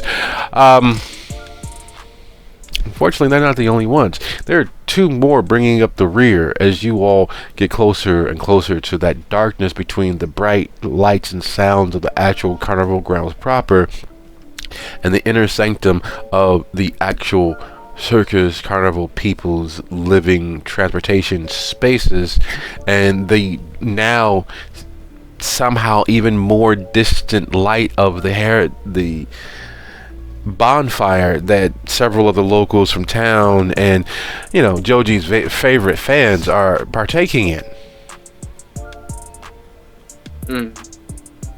It's that darkness between two bright or seemingly bright light sources where they abut, and there's nothing but a sliver of barely electronic faint blue light coming from the several of the campers and RVs, the trucks and cars. And this is the area where you all are being led. And as you round the corner of a huge motor home that's designed for comfort and travel, there's a smaller, older style, a silver thing that you've all seen on various movies, a streamlined aerodynamic home on wheels meant for vacations taken during the height of the silent generation's glory days. It's a huge, for its time, small for now, vacation palace. It is a motorhome that has seen more history than either of you individually, and some of you added together actually, in terms of how far back it actually is. Speaking of time, Maddie, how long dead are you? A little while. Why? No, I was asking Maddie how long dead they've been. Oh, okay, it was Maddie, sorry. Yep. So 24-ish years, 25 years. Oh. Yeah. And for the most part, the heavy muscle lifting aspect of the localish chantry occasionally doing jobs for Shreveport as dictated more directly, but 24 years is a long enough time to be accustomed to most of the slings and arrows of being dead. Most. Being eaten, not necessarily one of them. What is Maddie's stamina?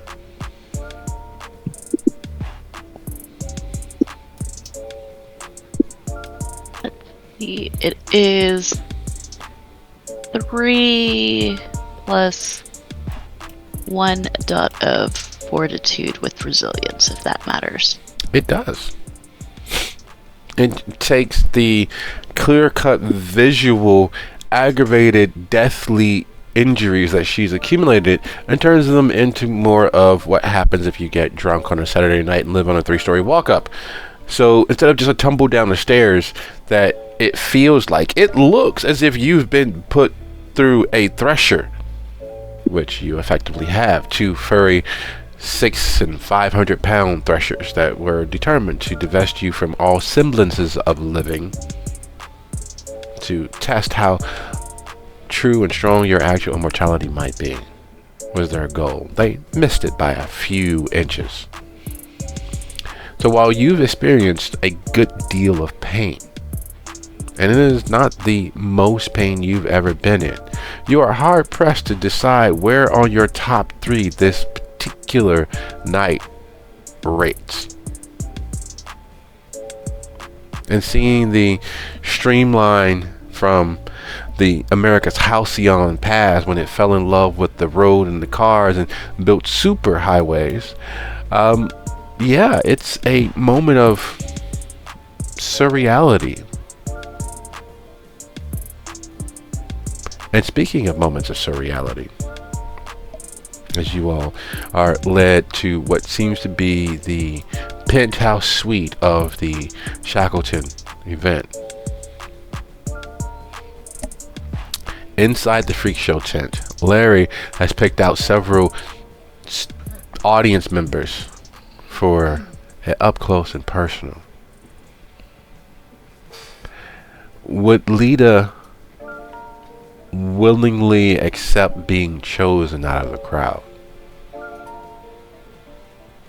I think so. I think she's trying to get the lay of what they're up to. Excellent. So there's the 4 of you. You and 3 others chosen at seemingly random from the crowd.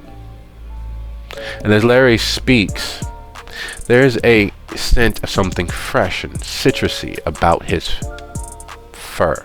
Because calling it hair doesn't quite do it justice. It is the thickest, richest, most luxurious hair you've seen. It is very much, in fact, close to what would happen if you had a long-haired pelt. It's that thick.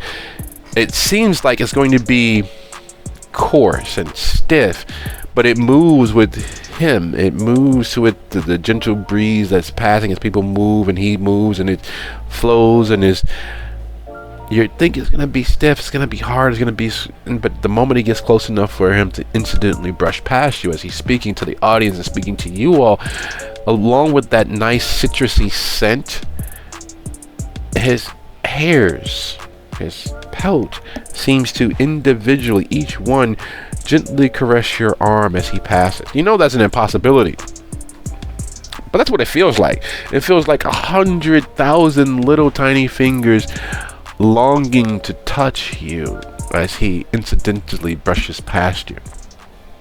And that lovely, natural, bright, herbaceous citrus scent.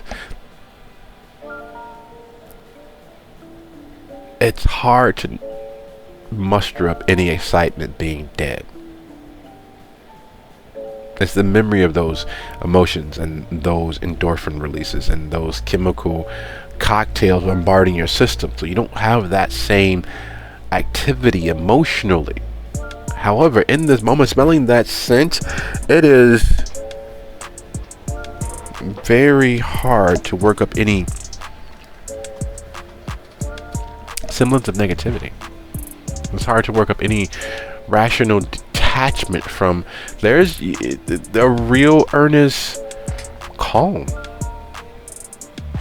peace.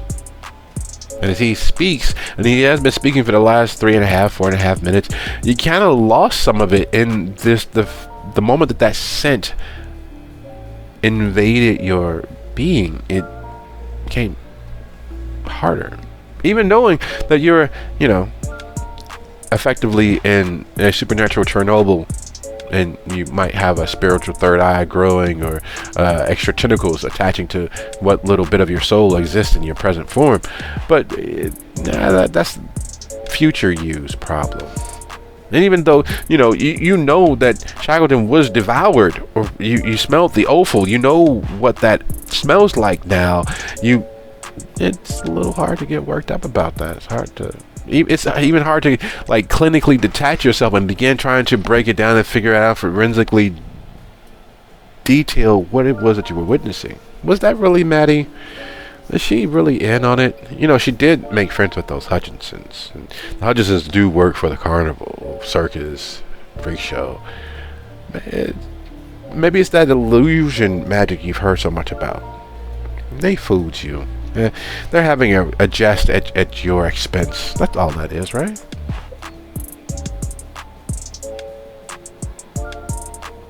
Be nice. Okay. So you're not resisting the logic that slowly begins to wash over you. You're not resisting the logic that slowly starts to entrench you to the idea of this has been one huge prank at your expense, and you were smart enough to escape the brunt of it by mingling and mixing with these lovely people who are being taken advantage of by the local kindred. And you refuse to be the brunt of their joke. You're not gonna be their pranky. Just like small town people, always picking out the one that seems different or has slightly more money, or in your case, a lot more money than they could ever muster. And didn't they call you a name?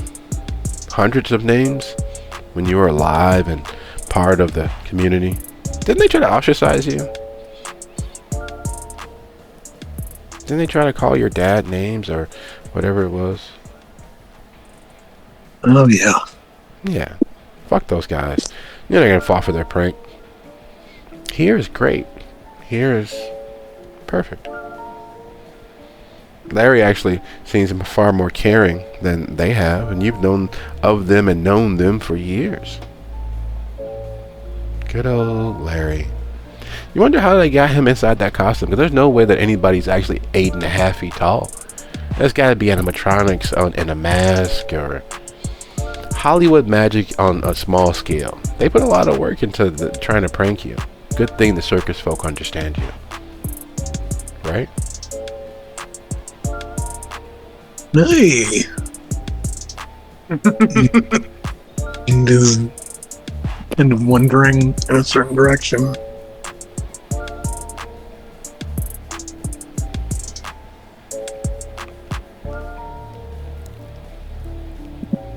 And as you've gone along with this path of thought, as you've been serenaded into the truth, and all everything is slowly adding up,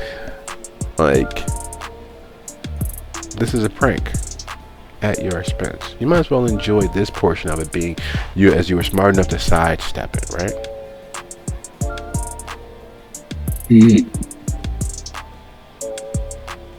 So, I think probably want to resist a little bit if I can tell I need to. But do you though? They're clearly having fun at your expense. Why? And as you attempt to resist whatever these thoughts are, whatever this feeling of peace that is slowly washing over you is, would you be so kind as to go ahead and roll? Do you have dominate or presence? I have neither. That is not a very good thing. All right, that increases the difficulty, but you please kind of just go ahead and roll your resolve plus composure.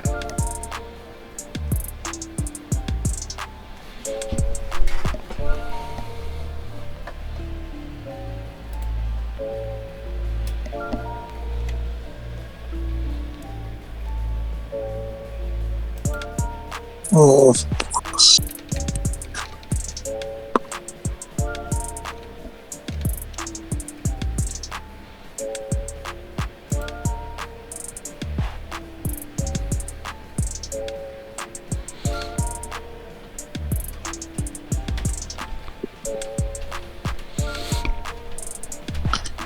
I put a difficulty in. Oh no, it's contested. Roll as high as you possibly can.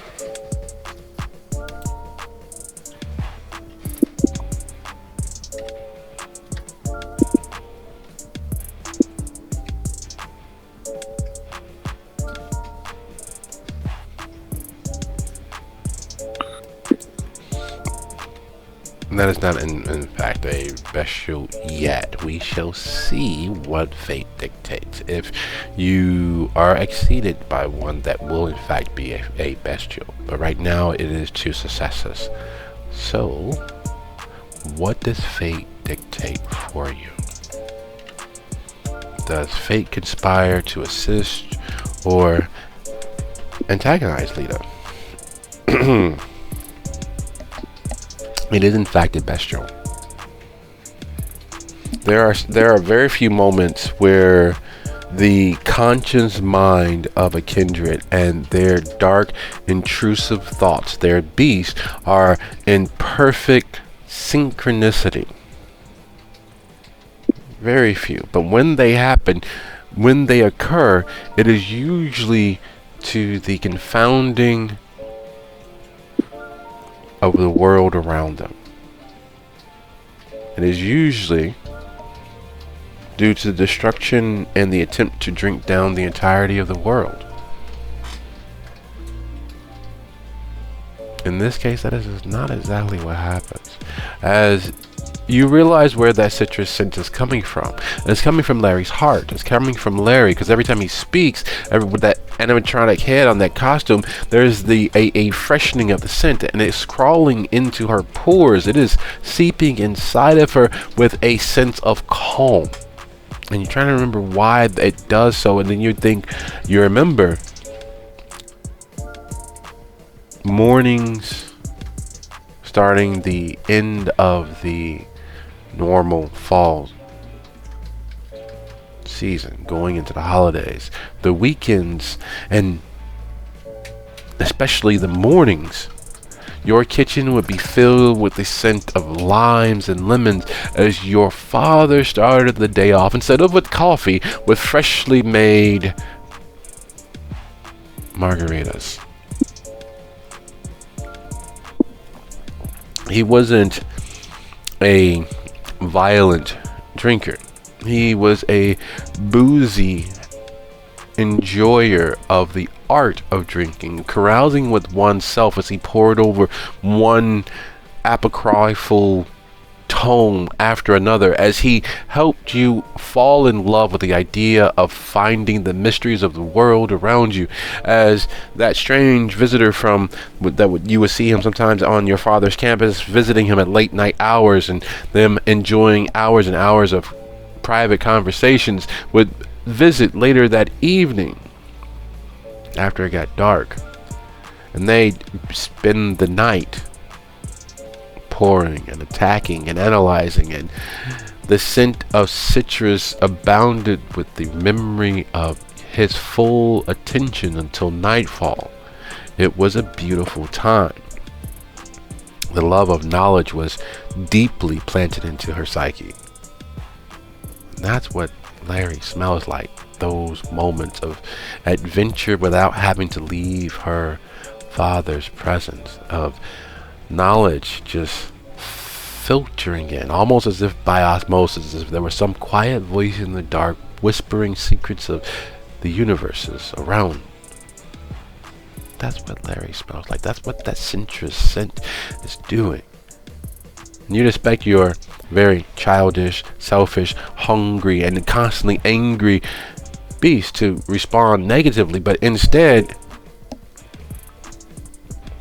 your fangs sliding into place. It's only as the hot,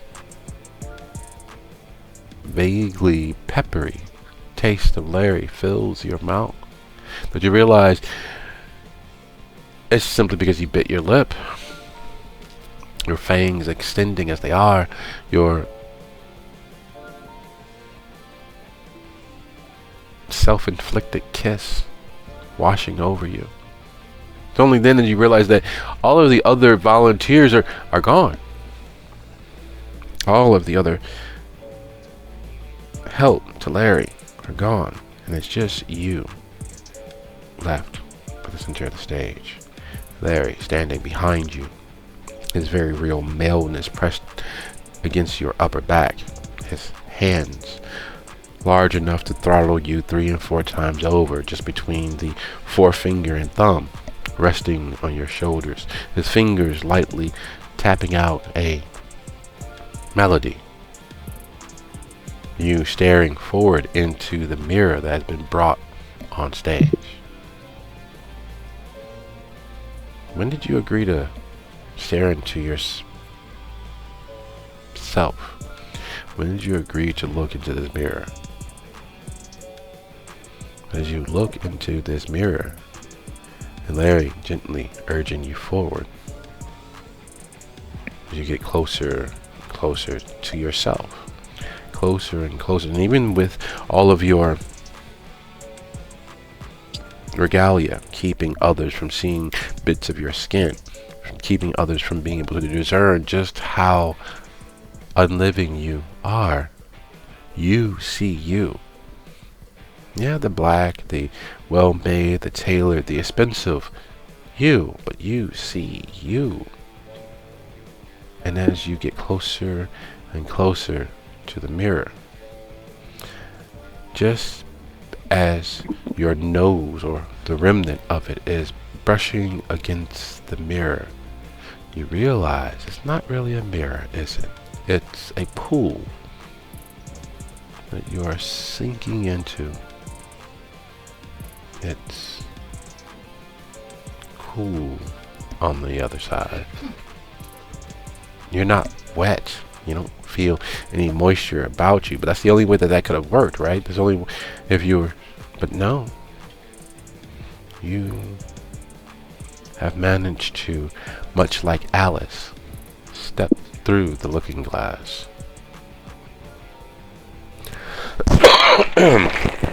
And speaking of looking glass, as you all are led to the presidential suite, as it is, you are sure now as you get closer that what this is the big boss's private abode. This is the come to Jesus talk. You all are being led in with a gaggle of, you're not sure what these women are. Are they muscle? Are they internal security or special police? They clearly have some skill with handling animals, or at least gaining the animal's respect. But here you all are, and the door opens and there is Shackled. Come right in. I believe we need to talk.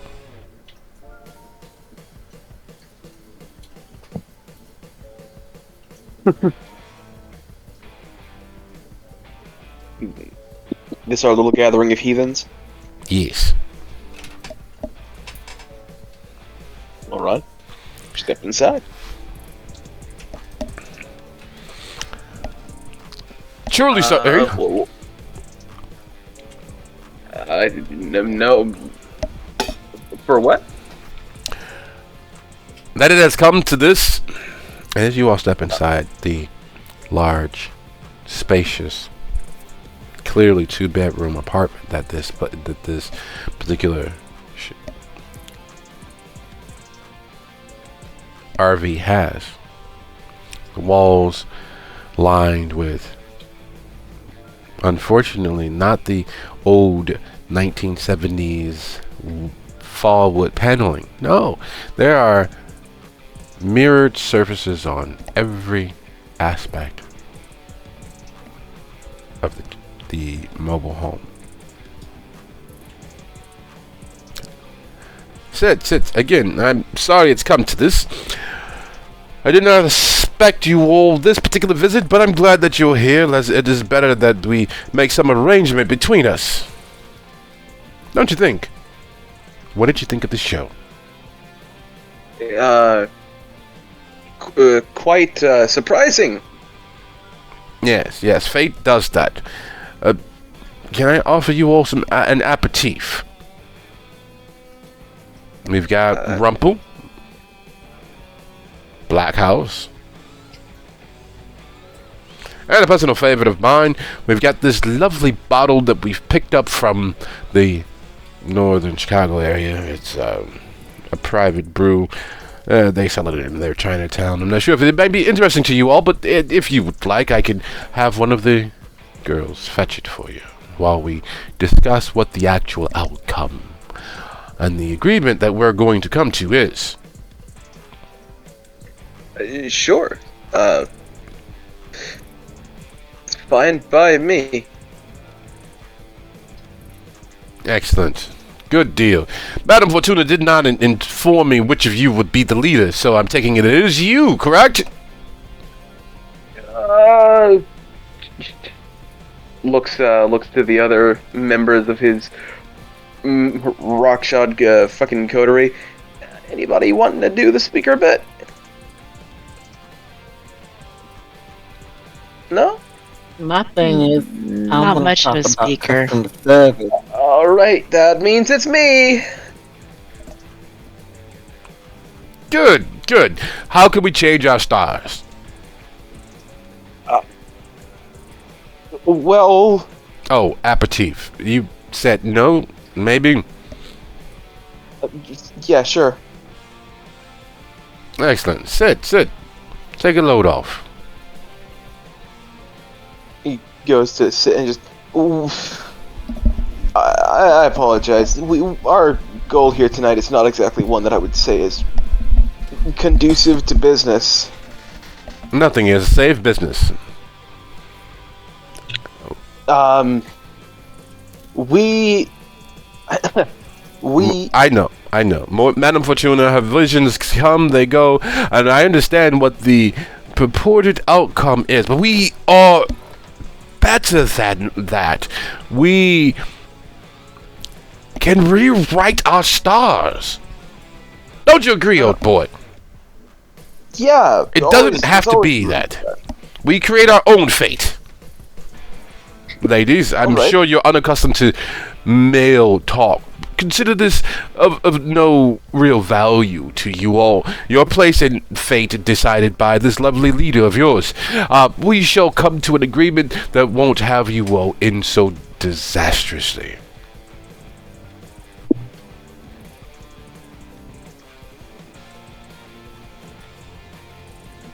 Maddie is just going to look at him like so confused, like, the fuck is this guy saying?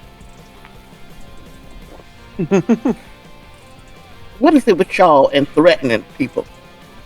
Oh, my dear, please. You don't have to yell.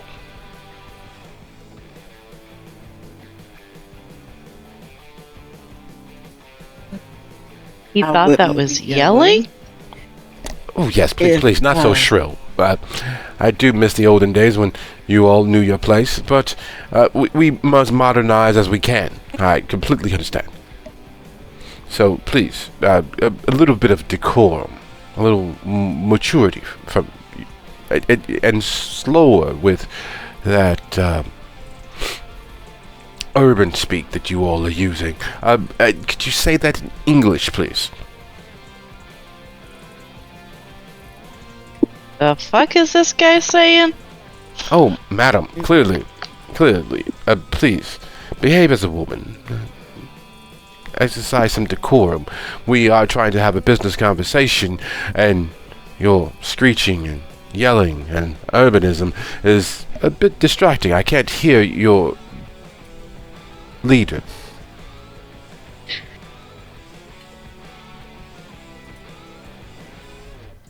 There's this, like, kind of, oh god, please don't mention me in the middle of this. You're riling them up. Please don't mention me. Maddie's gonna cross her arms and just like arch an eyebrow at him. Clearly you've been out of the loop for a while. Oh, no, not at all. I've seen some of the greatest sights that there are to see in this great nation of ours.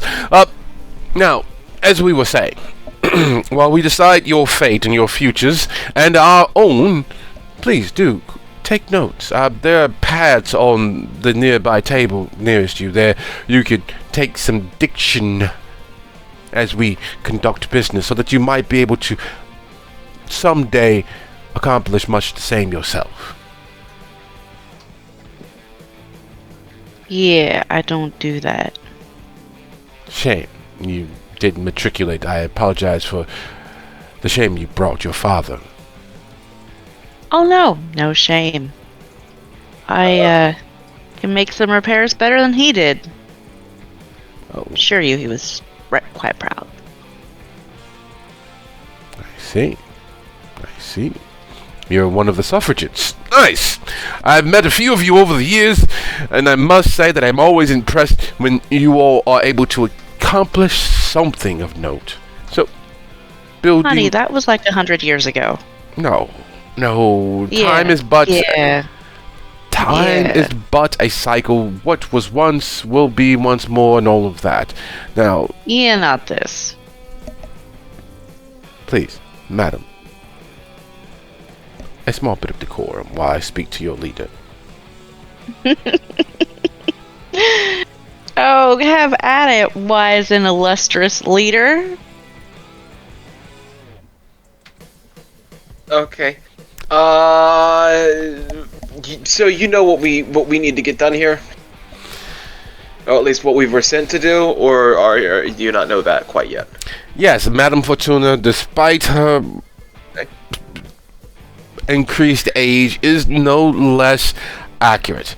We can avoid all of that messiness on your part, I'm sure. I understand that you all sup the lifeblood of things.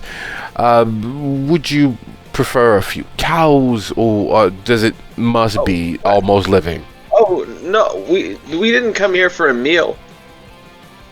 No, an arrangement to keep you from having to do what it is that Madame Fortuna has seen. There's no need for further, and he motions offhandedly towards Maddie, nastiness. We're not emotional women. I'm sure we can come to some understanding. I mean, our goal here is to just draw the police away from something else. Oh, is that all?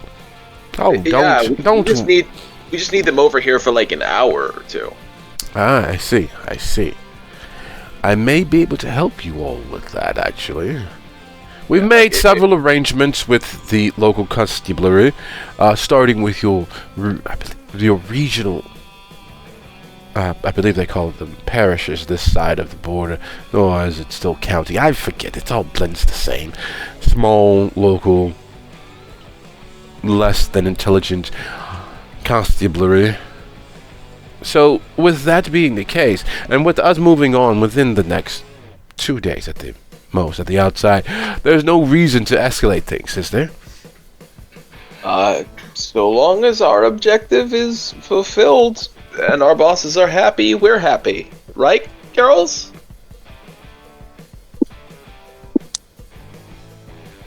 It is so kind of you to include them. Miles. But Joji would realize it's not one of those, oh, that's great smiles. It's kind of a baring of teeth more than anything. But she stays quiet. Yeah, so There's gonna be a giant smirk from Maddie. I think- must ask. I had to utilize several more effective means of breaking some of the female members of the carnival. How did you effectively manage to leash them so lightly but effectively? I'm not gonna lie. Some of the things you say are not making this easier. Yeah, no such thing as a muzzle here. Yeah, I wouldn't say that there's really a trick to it. There's more just a natural instinct. It's a kind of groove you've got to fall into during the work. Excellent. Yeah, he's a competent handyman. He helps me fix things. Helps. Mm. Oh, I see. I see. If you all will excuse me a moment. And he stands up, frowning towards his door, and then there's a... One moment, please. And he takes a step back, turns towards the door, opens it just a crack, and there's a murmuring. Oh, I see. If you all will bear with me a few moments longer, make yourselves comfortable. I will return post haste. And he steps out of the RV, steps out of the mobile home, and he closes the door behind him. I am so sorry, I don't support any of what he's saying. That's not me. I'm not with that. I'm just trying to get the job done. Please don't kill me.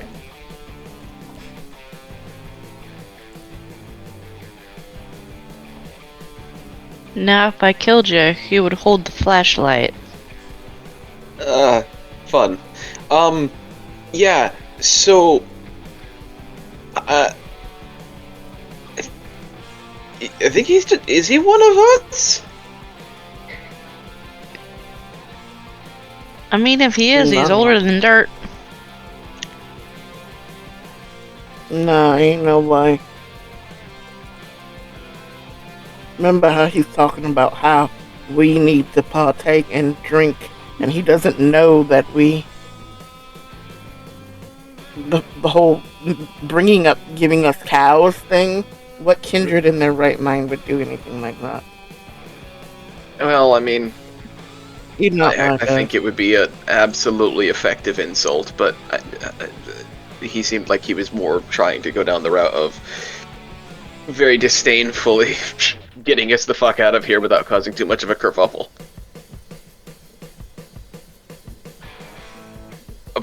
So, are we... I can't really say that we trust them, but let's... My vote is let's see how they're offering to complete our objective. And if it works out, I'm good to get the fuck out of here. Because this place is freaking me the fuck out. When you say that, does Joji have any aspects or dominate? 2 of Auspex. Excellent. Would you be so kind as to go ahead and roll your wits plus aspects? Oh, Satan. Why do you test me? Boop. Let me go ahead and check Joji's fucking hunger. Boop. This is for Ryan. And this right here should be Joji.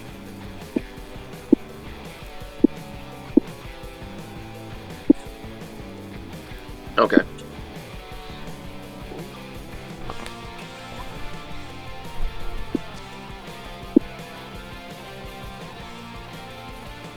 Oh god, I honest to god, I thought one of you two were just gonna jump up and beat the shit out of him. I haven't yet ruled that out. Like I said, who would hold the flashlight? No, not beat the shit out of me. I'm just gonna... God damn it, where the fuck is it? Sorry for the delay.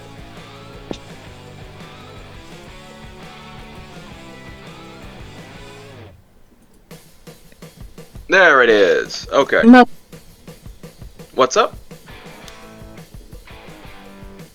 Did you say something? my point is it took them entirely too long to come get the motherfucking lion. Mm. I wonder if that was on purpose? Okay.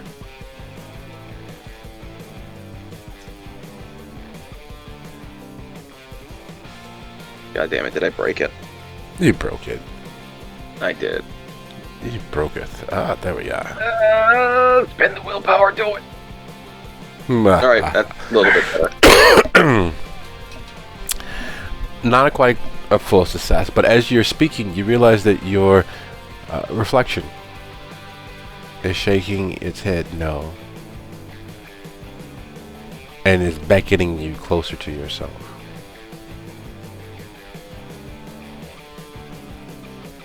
I will approach the mirror. Hey, or whatever is reflecting me, if it's not a mirror. Oh, it's a mirror. It is a mirror. Just like most hey. of the surfaces. Guys, there's something really fucked up going on here. Just give me a second, and if I, start screaming or whatever, please don't let me die. As you get closer to the mirror, you realize that it is in fact just a reflection, and it's just Lita floating in the middle of nothing. Lita, Okay. if you looked out into the darkness and you just saw Joji's face, what would you say? What would you do? How relaxed am I right now? On a scale of 10, 1 to 10, yeah, about a 25. I'd probably give him a wave. I wave back?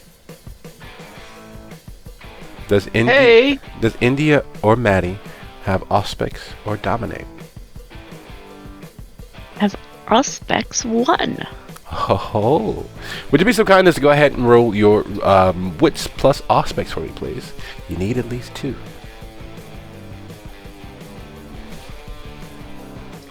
Is there anything particular about this mirror, or does it seem just like a standard mirror? Just a standard mirror. Mm.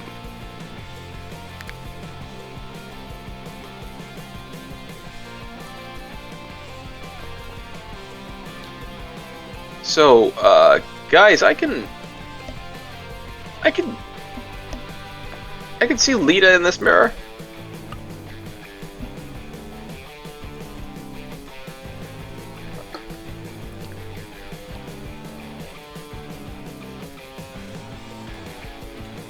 Somehow that doesn't at all surprise me. I saw a weird version of myself in the mirrors earlier. So, again, weirdness. Oh, that's definitely Lita. Should we break? And you see yourself beckoning you closer to the mirror.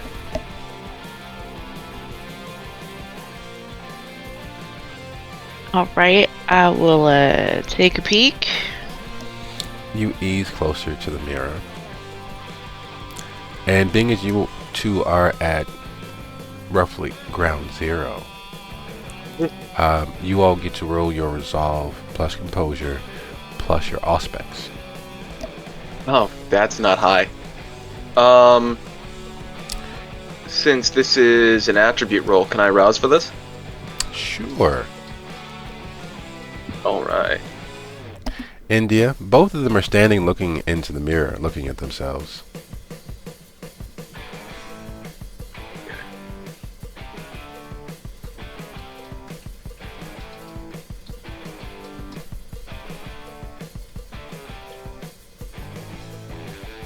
And Lita, hey, it's Maddie too. Oh god. Aww. Why you do that to us? I love this outcome. I love when these outcomes appear. I don't know what you're talking about.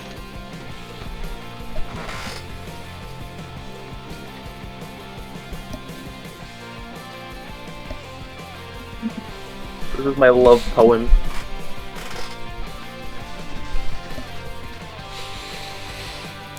Well now, for you, hopefully fate has nothing but the best of intentions for you. In nomine Patri et Filii Sancti. You know the rest. Get off of there.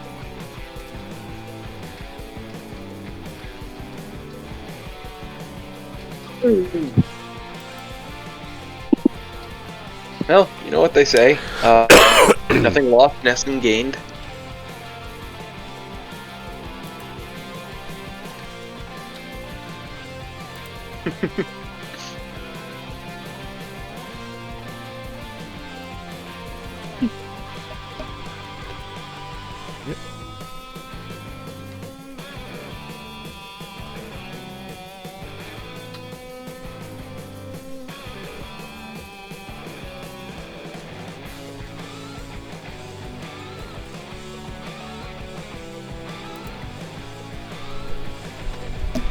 No. There's a wariness that comes from being a predator. India, as you watch Joji and Maddie staring into the mirror as if they're seeing their future, is there anything that you are attempting to do or anything that you are actively doing?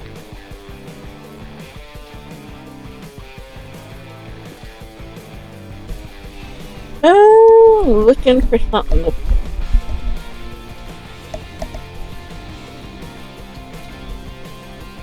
Okay. So as you're looking around the mirrored surfaces covering the interior of this RV, you're not actively staring at Maddie as she falls into the watery surface of the mirror that she's staring into. You are not actively staring at Joji as he all but falls in but catches himself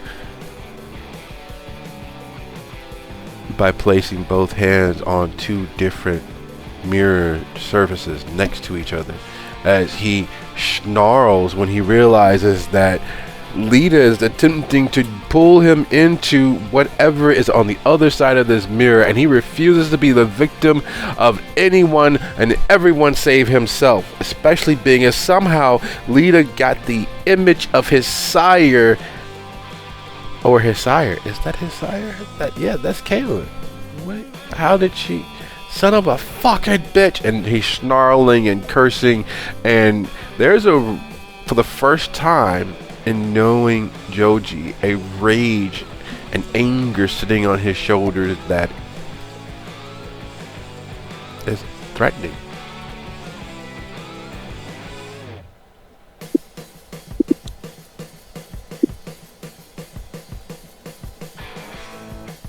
As he's just kind of pulling back, just... Come on, you can fucking stay in there! I'll break this bitch and hopefully shatter you too!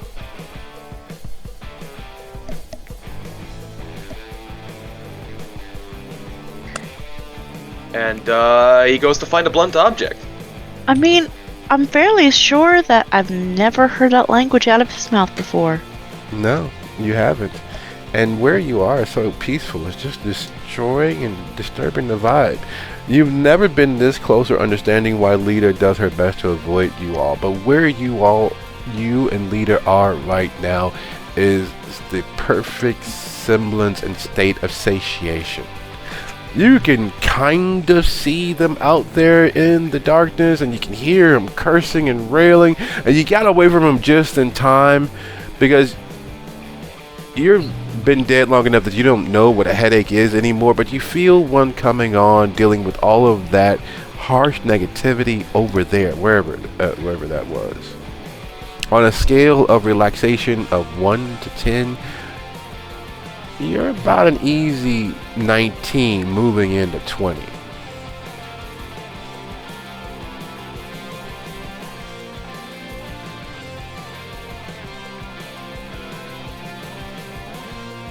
And it's just, without any other obstructions, picking up the nearest blunt object.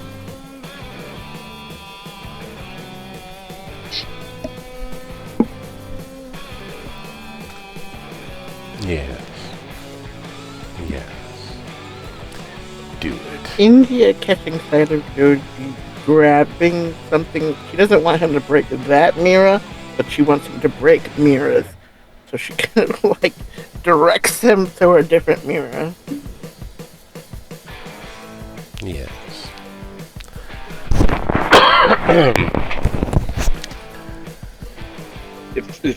Fine. Just because he's got to add another thing to bust open on his list doesn't mean he can't eventually get back to this one. And there, pointed at a mirror, just fine, throws a chair at it. and therein lies the dilemma. Therein lies the gist of it all. It is impossible to look at any space inside the RV and not catch a reflection of yourself or a reflection of yourself. Remember, the inside is paneled in mirror after mirror after mirror. Oh God. There's an immediate understanding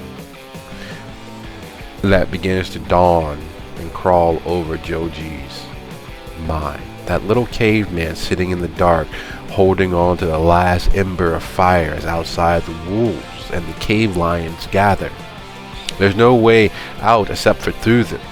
And the only thing keeping them at bay is the last remnants of this light, this gift from heaven, the lightning, the light that flashed and caused the tree to burst into flames, and you've kept this flame going, and it has given you a semblance of safety and security because it keeps those other things at bay.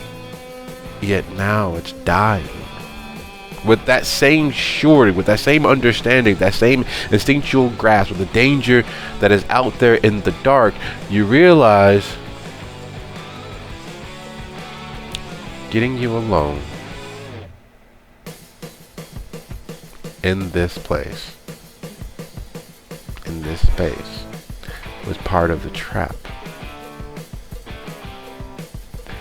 Is there any information you attempt to share with India? Because no matter which way you look, there is a reflection of a reflection of a reflection, which means there's only a small moment of time before, well, where is Maddie?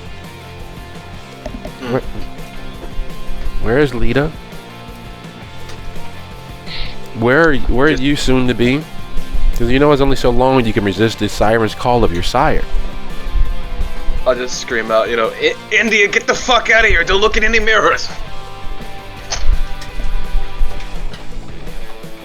That bitch has gotten... If I... As he tosses another blunt object. They're trying to trap us all in here! With that being said, shooting from the hip, she's gonna shoot the lock off the door. And as she draws, and Joji tosses another easily lifted item, and Lita and Maddie, for the first time, finding a wavelength to understand each other, floating in the bliss of perfect peace and stillness. I'd like to thank you all for a lovely episode, and I'll see you guys next time. Good night, everybody. Good night. Good night. Great, we stepped in the Zen bear trap. Right?